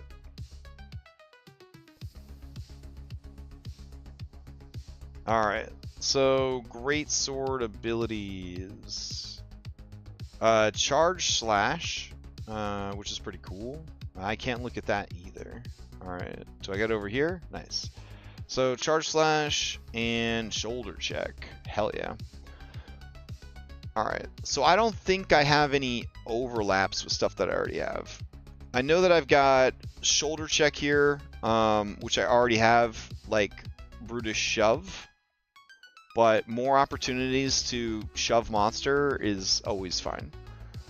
Let's see. Charged slash. You unleash a particularly powerful attack that clobbers your foe but leaves you bonus life. Make a melee strike. This counts as 2 attacks when calculating your multiple attack penalty. If this strike hits, you'll have an extra die of weapon damage. If you're at least 10th level, 2 extra dice of weapon damage. Oh, baby. Alright, that's pretty nice. Okay, the greatsword counts as a large weapon. Medium and small creatures are clumsy 1 and have -5 penalties, so I don't even have that penalty there. Hype. Alright, that's great. Okay, let's continue leveling. Alright, Sudden Leap as a class feat. There we go. And then free archetype is going to be Whirling Throw. And then the skill feat is going to be Wall Jump. Hype. And then we're going to boost Partial Constitution. Alright. And then we're going to go level up again. Alright, so at level 9 we get another skill increase. This time we're going to increase acrobatics. Ancestral feat. We are going to choose Stubborn Defiance, which is a centaur feat and it's pretty sick. And then we're going to go down here and we're going to boost Dexterity. And then... Nice. What is this? Combat Flexibility. When you make your daily preparations, you gain 1 fighter feat of 8th level or lower. That's incredible. Battle Hardened. No action required. Fortitude. Okay, cool. I didn't know fighters could change out a feat. That's amazing. It's good. They didn't have a lot going for them, so it's good that they, yeah, it's good that they had that. I'm happy for them. All right, let's see. And then we get to level 10. Level 10, we're going to take Crashing Slam. Oh, it's right there. Fantastic. For the free archetype, we're going to take Spine Breaker. And then for the skill feat, we're going to take Kip Up. Kip Up, if you have put your points into acrobatics, you basically have to take Kip Up. It's just too smart not to take it. All right, and then down here, see, I can't raise my my constitution any higher. I fell into a trap there. I fell into a trap. I could have raised my intelligence by 1 and gotten an extra stat. Oh well. All right. I don't feel like redoing it. It's all good. So, well, I could probably just redo it over here, right? If I go to edit. Let's see. Move that over to here. There we go. I get 1 more language. I guess I'll speak dragon. That makes sense. Alright. And then I think we get 1 more skill. Computers? That seems like a good one. Maybe not. We'll do survival. There we go. Alright, this character's looking pretty good. Pretty good. Alright, under actions, we've got charge, slashed, greatsword. What about advantageous attack? Can I chain those two together? Let me see. Advantageous assault. This is a press move. After compromising your enemy's movement, press means it has to be not the first attack. I think you have to have already done an attack. An attack with press trait can be used only if you're currently affected by a multiple attack penalty. You deliver a more deadly blow. Make a strike against a creature that is grabbed, prone, or restrained. You gain a circumstance bonus to this strike equal to the number of weapon dice. Or if that number is, or that number plus 2 if you're wielding a weapon in 2 hands. The strike gains the following effect. Failure, you still do damage. How would this interplay with that other move? Let's try it. We'll turn it on. Turn both of them on. And we'll attack at map. Here we go. Alright. God damn. I rolled a 2. This character's... I got a bad feeling about this character. Alright, we're gonna hit damage. So, advantageous assault would be just 3 extra damage. And then charge slash is 2 extra dice. So yeah, okay, so it stacks. That's cool. Okay. Oh, you couldn't use advantageous and charge slash? Aw, that's unfortunate. Boo. Boo. Boo. Why would I ever use advantageous assault if I could just if I could just charge slash? That's probably what Dirk was trying to warn me about. Because, like, advantageous slash, I mean, it's guaranteed damage, but, like, it ain't as good as just using this. Charge slash. Well, actually, it's one less action. So, you unleash a particularly powerful attack that clobbers your foe, but leaves you big as saying, make a melee strike. Counts as 2 attacks. 2 attacks when calculating multi-attack penalty. Okay. Extra die, 2 extra dice. Yeah. That's true. Alright. Versatility. Shoulder check. You make an attack to knock a foe off balance and follow up immediately with a shoulder check. Make a melee strike. If it hits and deals damage, you can attempt an athletics check to shove the creature you hit. Both attacks count towards your multi-attack penalty, but not until after. So isn't that the same as... where is it? Brutish Shove? You're wielding a 2-handed melee weapon. Use the momentum of your last attack to throw your weight into another. You make your opponent stumble back. Make a strike with a 2-handed weapon. If you hit a target that is your size or smaller, that creature is off guard until the end of your current turn, and you can automatically shove it with the same benefits as a shove action.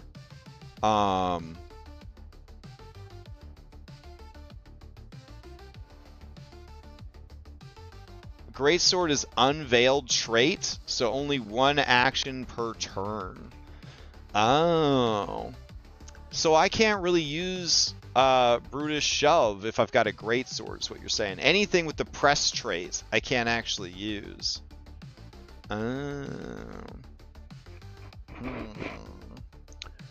Okay, so I might need to take something instead of Brutish Shove.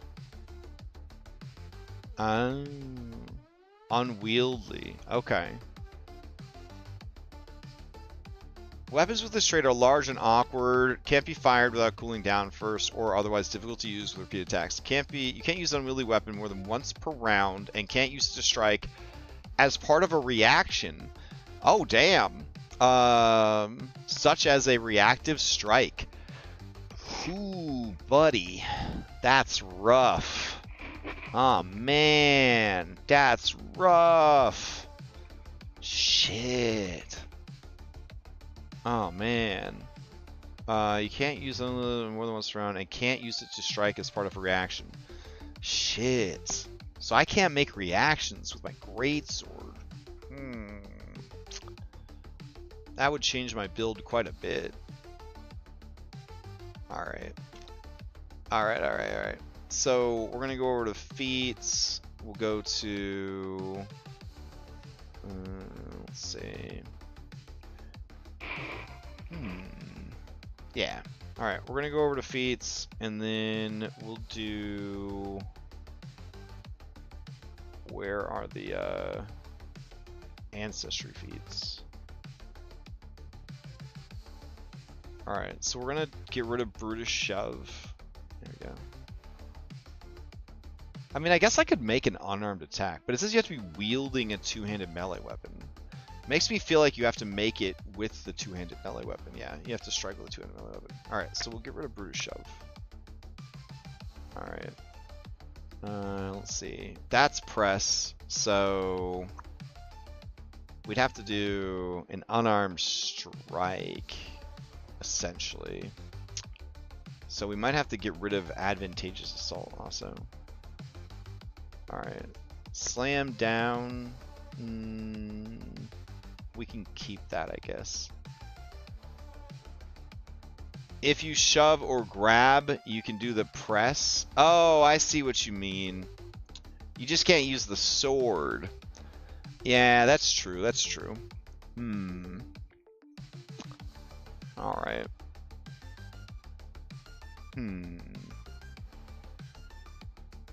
I think I'm going to get rid of accommodating mount then. And try to get access to, like, an unarmed strike. Well, I just want to have something to use my reactive strike for. You know what I mean? Let's see. Alright, I'm not an Iron Hoof Centaur, so I can't do that. Let's see.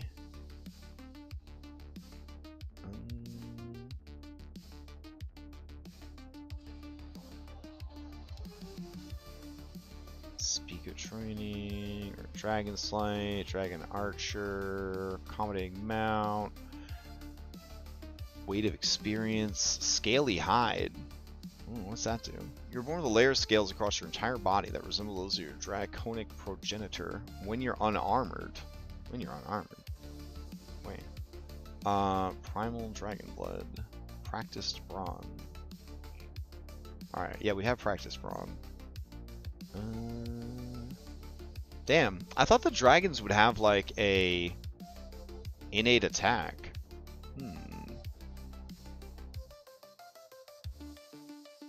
You're trained in the weapons favored by your people, blah blah blah. What can I do here?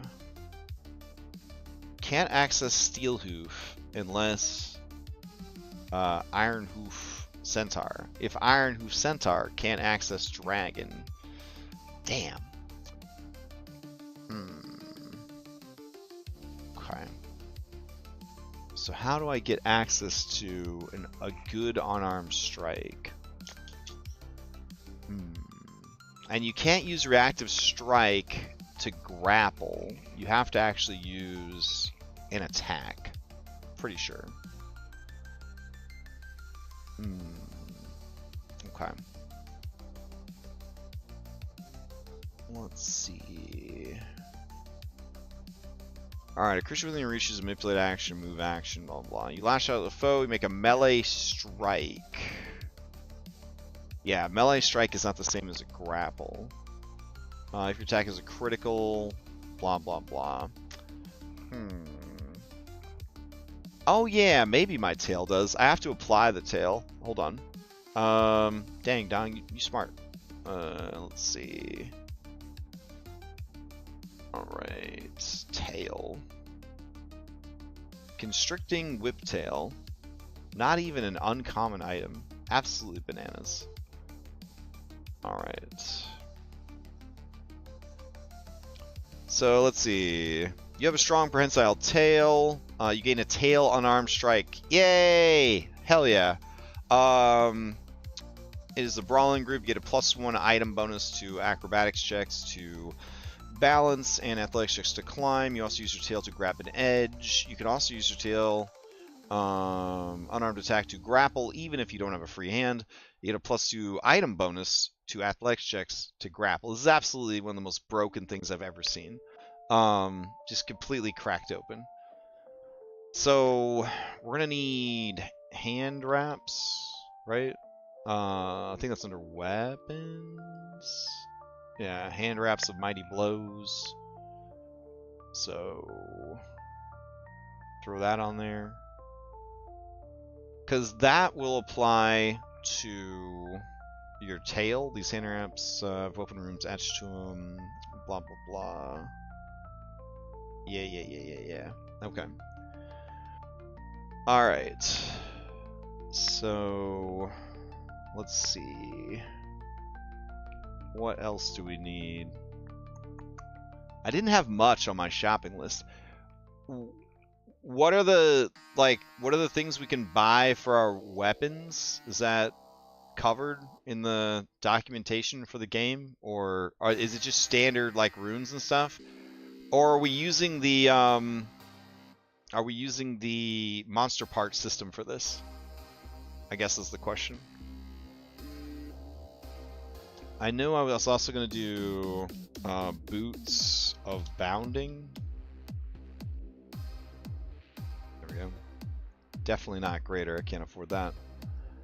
Let's see. Boots of bounding. There we go. So that should bring my speed up to 40. Yeah.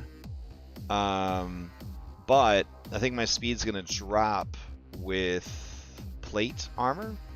Let's see. We'll just go to the armor tab. My fundamentals? What's fundamentals? Let's see.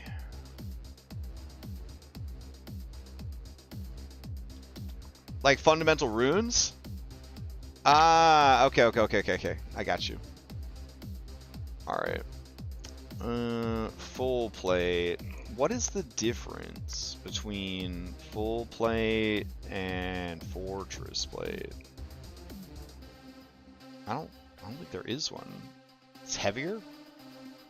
Ponderous? This armor has moving parts or other complications that lengthen the wearer's initial reaction time.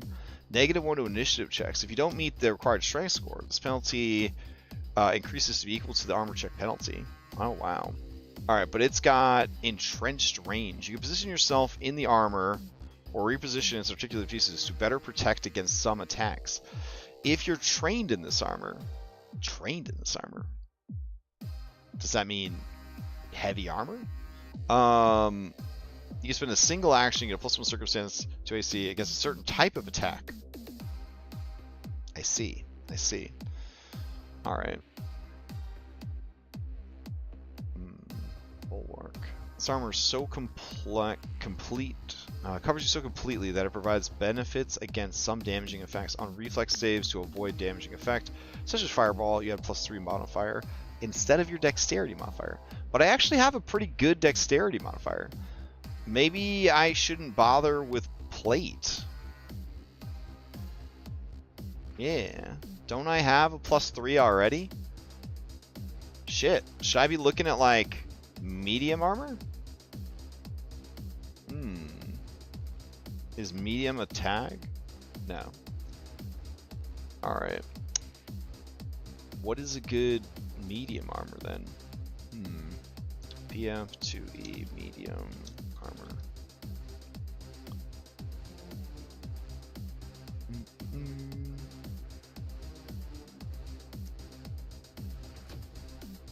Is armor, like, actually organized by that?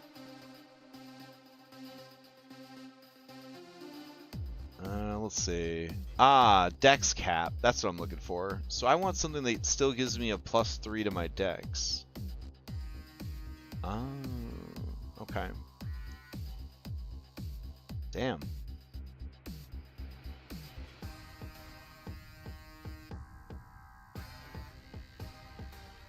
Dex cap is +2 on scale mail.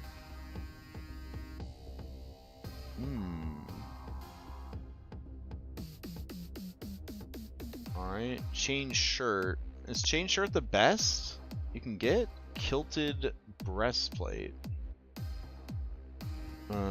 This armor consists of a chest plate, typically made out of bronze, water resilient alloy. That seems pretty good. It's light armor, but it counts as plate. Okay. Kilted breastplate.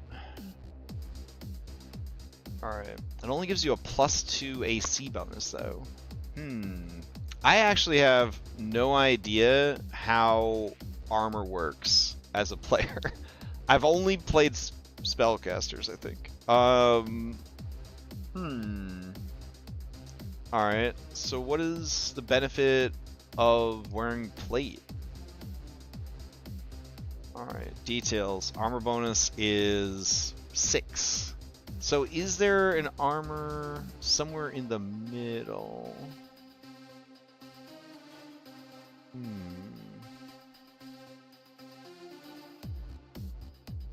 I like not having a speed penalty, though. That's pretty sick. Let's see. Even the scale mail gives you a speed penalty. And if your dex bonus drops from 3 to 2, you're only coming in at a 5 anyways.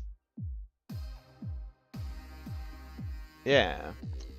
So you're kind of just hosed, unless you just go full on plate. Well, half plate, you would get +1 from your dex. And then 5 from the half plate, which would put you up to 6. But it doesn't have the bulwark trait, so you'd be kind of screwed in that way.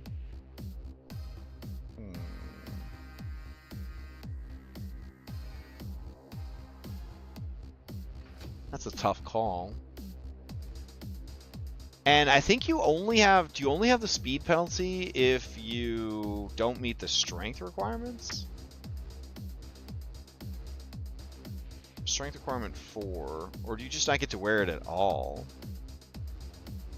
Wow, I don't know anything about armor. Alright, let's see. This armor is called Nihyat. It gives you +3 AC, +2 Dex cap, skeletal armor, lamellar armor. Well, that's pretty sick.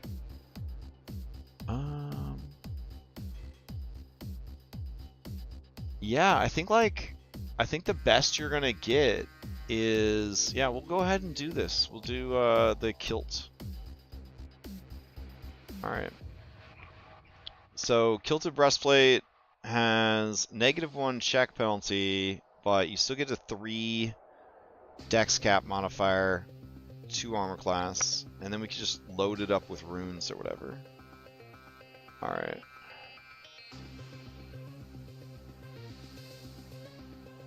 So...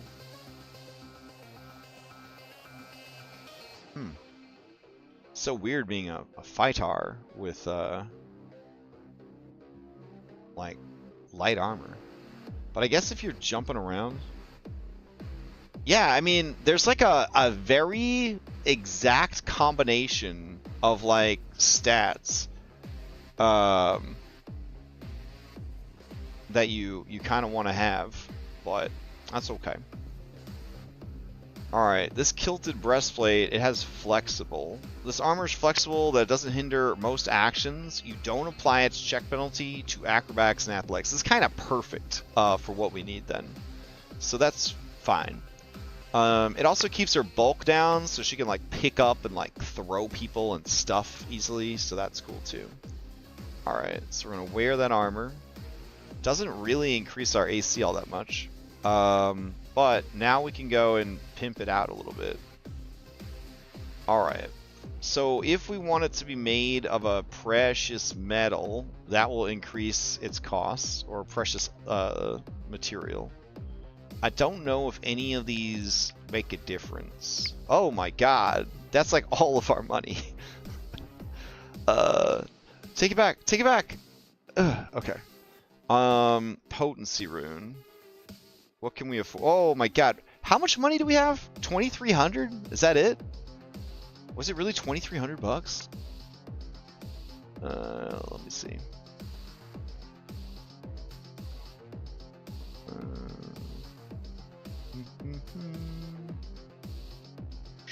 Scroll. I think it's in the ad for the game. Alright, game listing. Alright, doc. Here we go.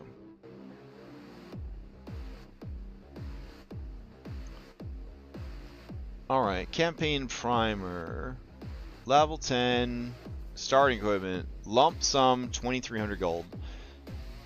Gotcha. Alright, so we're going back down to that. And then resilient. So 500 bucks. Alright, just probably writing this down. Let's see.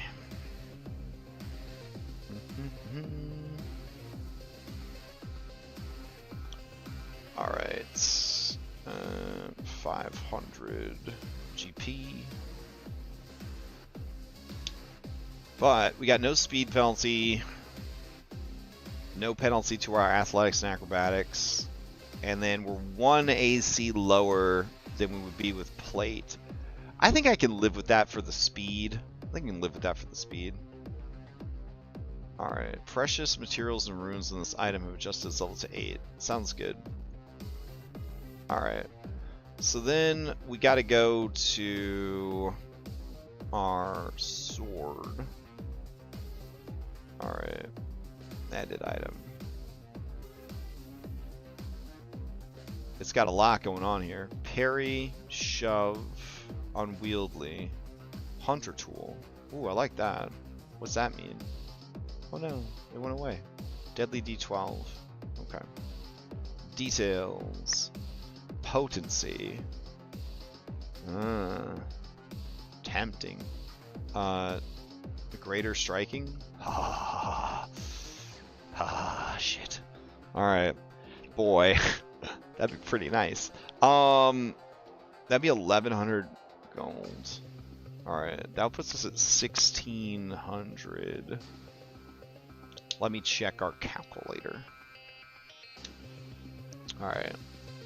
So 1,100 plus 500 plus let's see. These booties are 340. And then this tail is 320. That leaves us with 40 gold. Oh man. Is that extra damage die really worth it? Man. Ooh, 40 gold. And that's not great. There's got to be something equipment-wise that we're missing here. You know, like a backpack and shit like that. That's rough. Do we have to buy the monster part stuff too?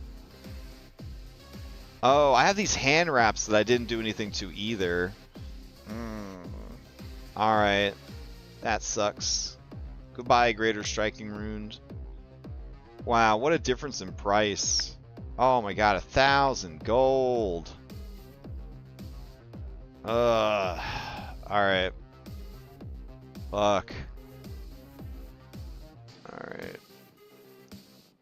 I need more versatility. I can't put all my eggs in one basket. One extra die damage.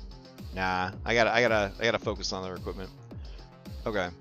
So we're gonna go in here to these here hand wraps. And we'll make these greater. Just kidding. We'll make these greater.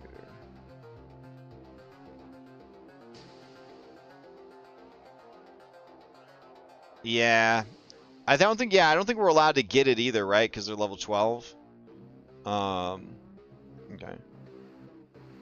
So we'll do that. Okay. And then we'll be wearing those. All right. Nice. All right. What are the go-to items for a new character? Let's see. Isn't there like a wand of fleet feet or some shit like that? Let's see.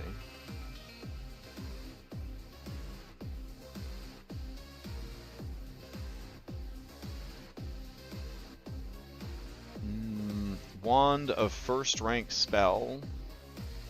But don't you have to take like trick magical item or something? You cast a spell with indicated rank.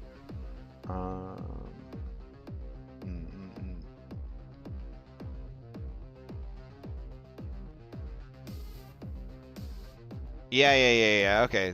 Then I don't feel so bad about not getting it, since it's level locked anyways. All right. Let's see. PF2e. Best items to buy. Oh, well, obviously we got to get the snap leaf. Let's see. Drag that over for 9 gold.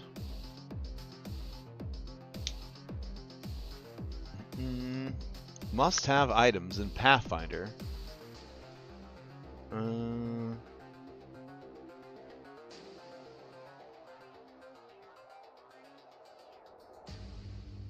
Oh, maybe a bag of holding. That'd be good. Sorry, a spacious pouch.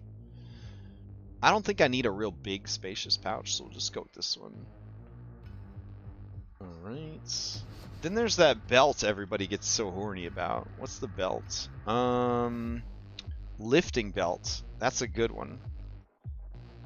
Lifting belt gives you a +1 athletics bonus check. So that would be athletics for everything. Whereas the tail would be to grapple. It also increases your bulk even more. So it feels like, yeah, pretty good. I don't know if we're allowed to get uncommon items. So retrieval belt might be outside of what we're allowed to get. This belt is covered in small pouches. They clasp buttons painstakingly carved with stone. The belt is tied to an extra-dimensional space that holds one item of bulk 1 or less. Anyone holding the belt can sense its contents, blah, blah, blah. There's room for an item in the belt. Retrieve item is a free action. Item stored in your belt, if you have a free hand, just appears in your hand. So good. So good. There technically isn't a limit to how many belts you could wear. But I don't think Dom is allowing uncommon items to be purchased before the game. So, we're just going to put on our lifting belt, call it a day. Alright, so that's $80 for lifting belt. Alright, what about belt of good health? We'll just wear all the belts. We'll be like a 90s comic book character. When you put on this belt, its silver buckle begins to glow. You increase your maximum hit points and current hit points by 4. That's fun. $85 to get 4 extra hit points. That's not terrible. Let's see. Treasure by level. Okay. Let's see. Keep your potency runes up to date. Got it. Alright. The Shadow Signet, which magic users will feel and appreciate. What's that do? Shadow Signet. $1,000. Oh my god. This obsidian ring allows you to partially warp your spells through the netherworld, allowing them to strike directly at target's body. Free action, concentrate, spell shape. If your next action is to cast a spell that requires a spell attack roll against armor class, you can choose Fortitude or Reflex. You make your spell attack roll against that defense instead of AC. If the spell has multiple targets, the choice of DC applies to them all. This is just as much as you want? Holy shit! That's pretty good. Oh my god. Level $1,000 though. Alright. Well, 3 years from now, when Lotus is level 10, I might pick it up. Alright, let's see. Snap Leaf, for sure. Let's see. Pearly White Spindle. Alright, let's see. Pearly White Spindle. Ah, it's uncommon. Never mind. Yeah, man. We're gonna have to give it to all the bad guys from now on. Let's see. Consumables. Don't forget your healing potions, your antitoxins, and anti-plague. Cat's Eye elixirs. I don't know. Can we see in the dark? I thought centaurs had dark vision. Where would it be? Perception? Ah, yes. The mystery of the player character sheet. The one that I said everybody needs to know really well. That one. Where are my senses at? Let's see. It could be anywhere. No, but seriously though, where do senses end up? Maybe I don't have dark vision. I thought that centaurs just had dark vision, but maybe they don't. Right below perception? Okay.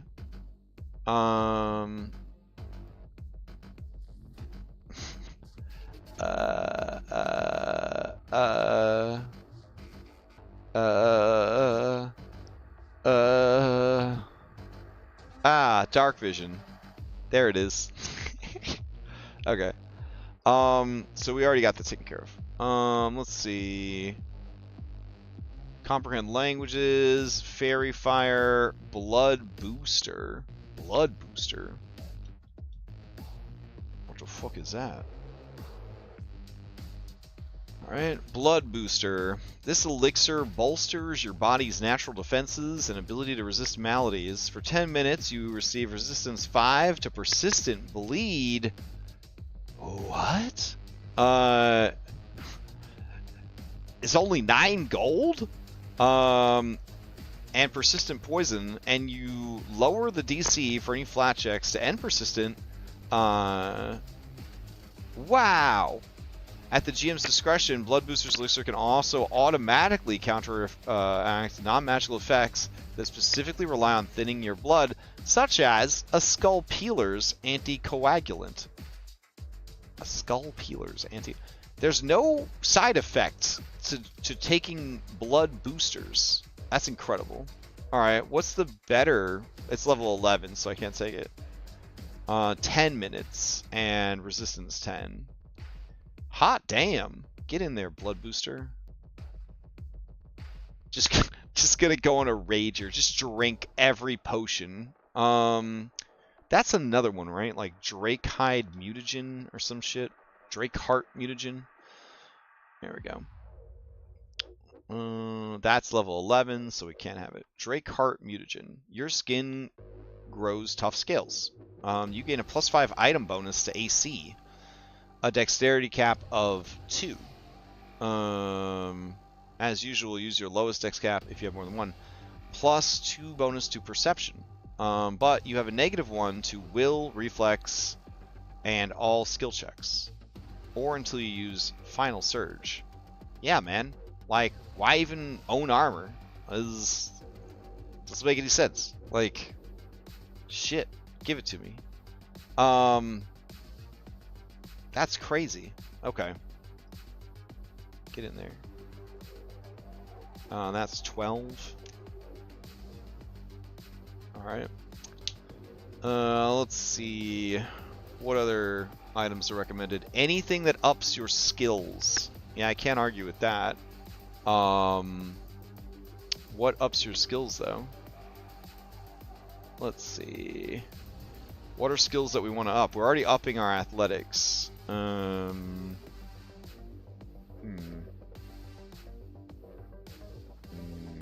Acrobatics?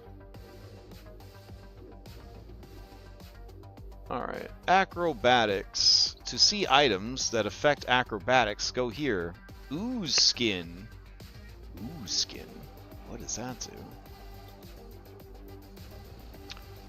do? Ooze Skin.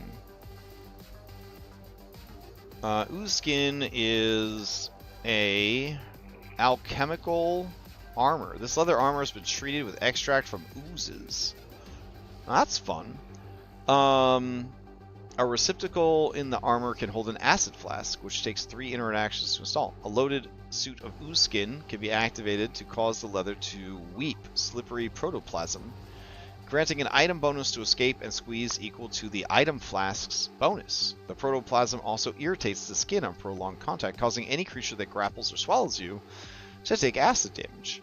Ooze Skin remains activated for a number of rounds equal to the level of the acid flask installed. That's really cool. Okay. Let's see. Choker Arm Mutagen. Your limbs become extremely limber, letting you stretch and twist to extreme degrees at the cost of fine motor skills. Say what now? You gain the listed item bonus to acrobatics to squeeze, escape, and tumble through, and you increase your reach by the listed amount. Okay. Drawbacks. You have a -1 penalty to athletics, stealth, thievery, attack rolls, and a -1 penalty per damage die to your damage. Oh, I see why no one ever takes it. Okay. Let's see. Blood Sap as drugs. Yeah, we don't worry about that. Aerial Cloak is for flying. Alright. Bracelet of Dashing. This jangly silver bracelet makes you lighter on your feet, giving you a +1 item bonus to acrobatics. You can activate it once per day to get Jangling Dash. You gain a +10 status bonus to speed for 1 minute. I mean, that seems pretty good. Bracelet of Dashing. Okay. $58. Send it.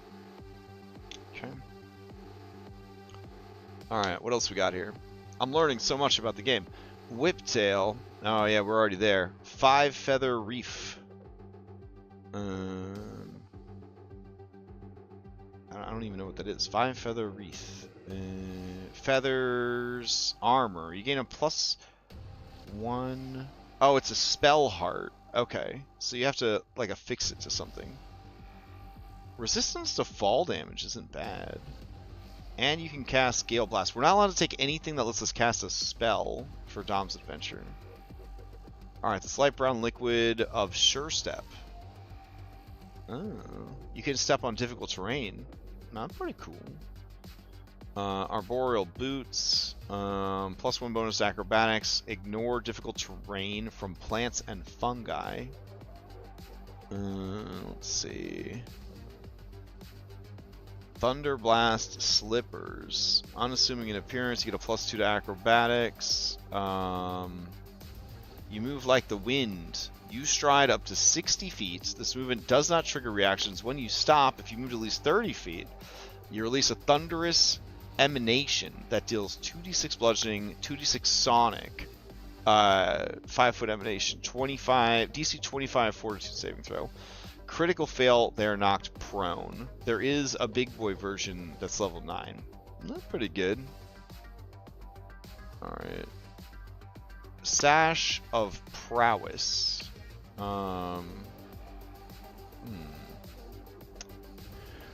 This humble sash can be worn around your waist or your chest. The sash of prowess bears coloration or pattern that represents the monastery you trained in. You gain a +2 item bonus to acrobatics and athletics. Effortless mastery requirement. You succeed in an athletics or acrobatics check. You critically succeed instead. What? Free action. Reserve of Inner Strength, free action once per day. You gain 1 focus point, which you can only spend to cast key spells. I don't know what I'm going to do about that. It does have the focus trait. I wonder if that means. Item, they let you do spells like abilities is fine. You can't have... Oh, okay. Okay. There are Monster Hunter item in the Monster Hunter shop. Is that a... Let's see... Partners... Old... Sunshine on the Horizon...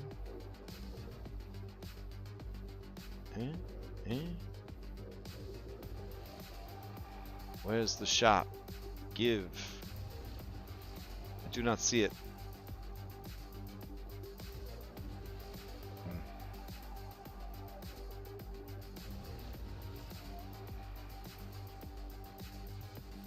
Oh. It might be under items. Monster Hunter weapon. No, maybe they're on the map. Imbued properties. Imbuing property by level. Handler. Shop. There we go. Alright.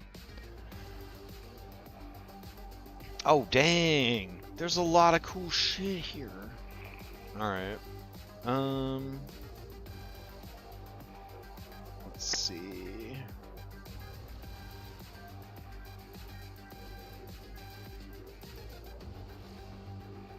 Oh. Okay. Poison bomb.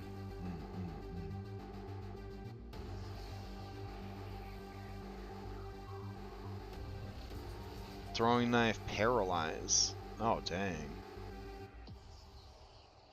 Poison, firebomb.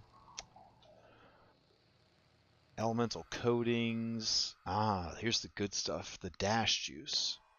Whoa, that's way better than the other thing. That gives you a +10 status bonus to your speed. Ooh, status. Does that stack with the other item? Would be pretty dope if it does. Let's see. Bracelet of Dashing. Nope, that is also status. Well, I feel like Bracelet of Dashing is a smarter purchase than the Dash Juice.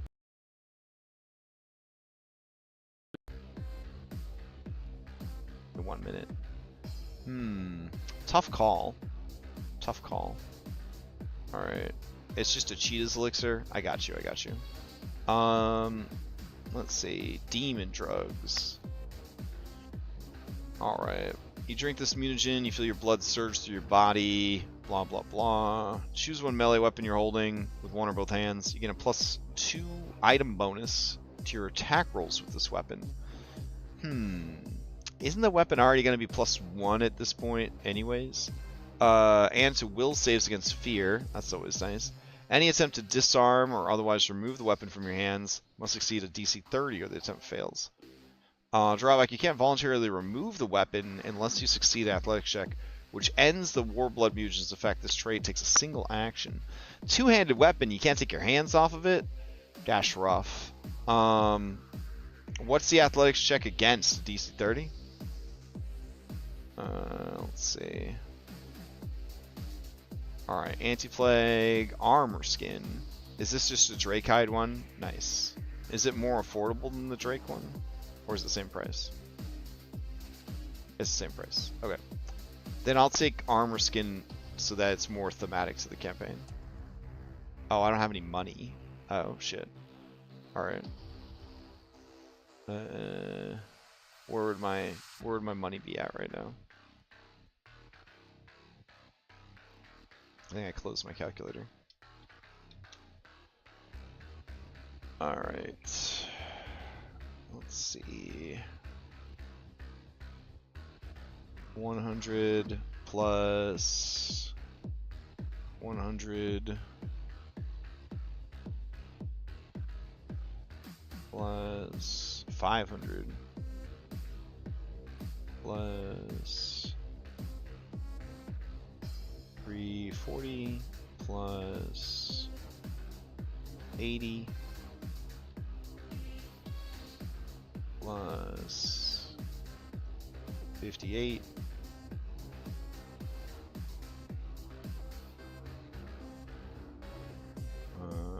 plus 320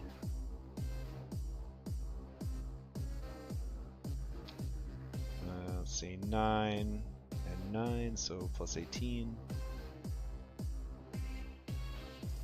Then we're gonna get rid of this and buy it again. Alright, then Spacious Pooch, 75. Okay, minus 2,300. So we have 709 gold left. Alright.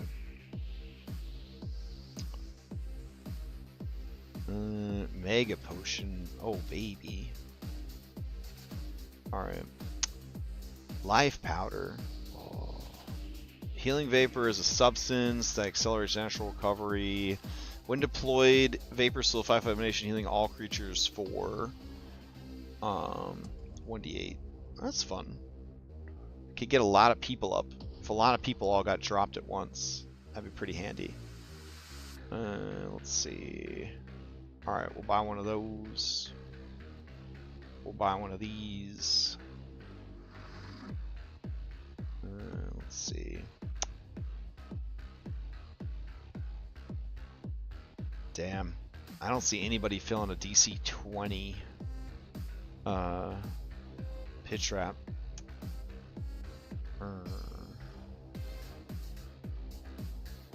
Flash pod.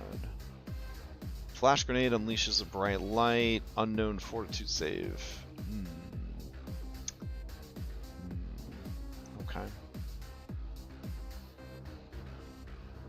Alright. I wish I knew what the thing was for Demon Drug.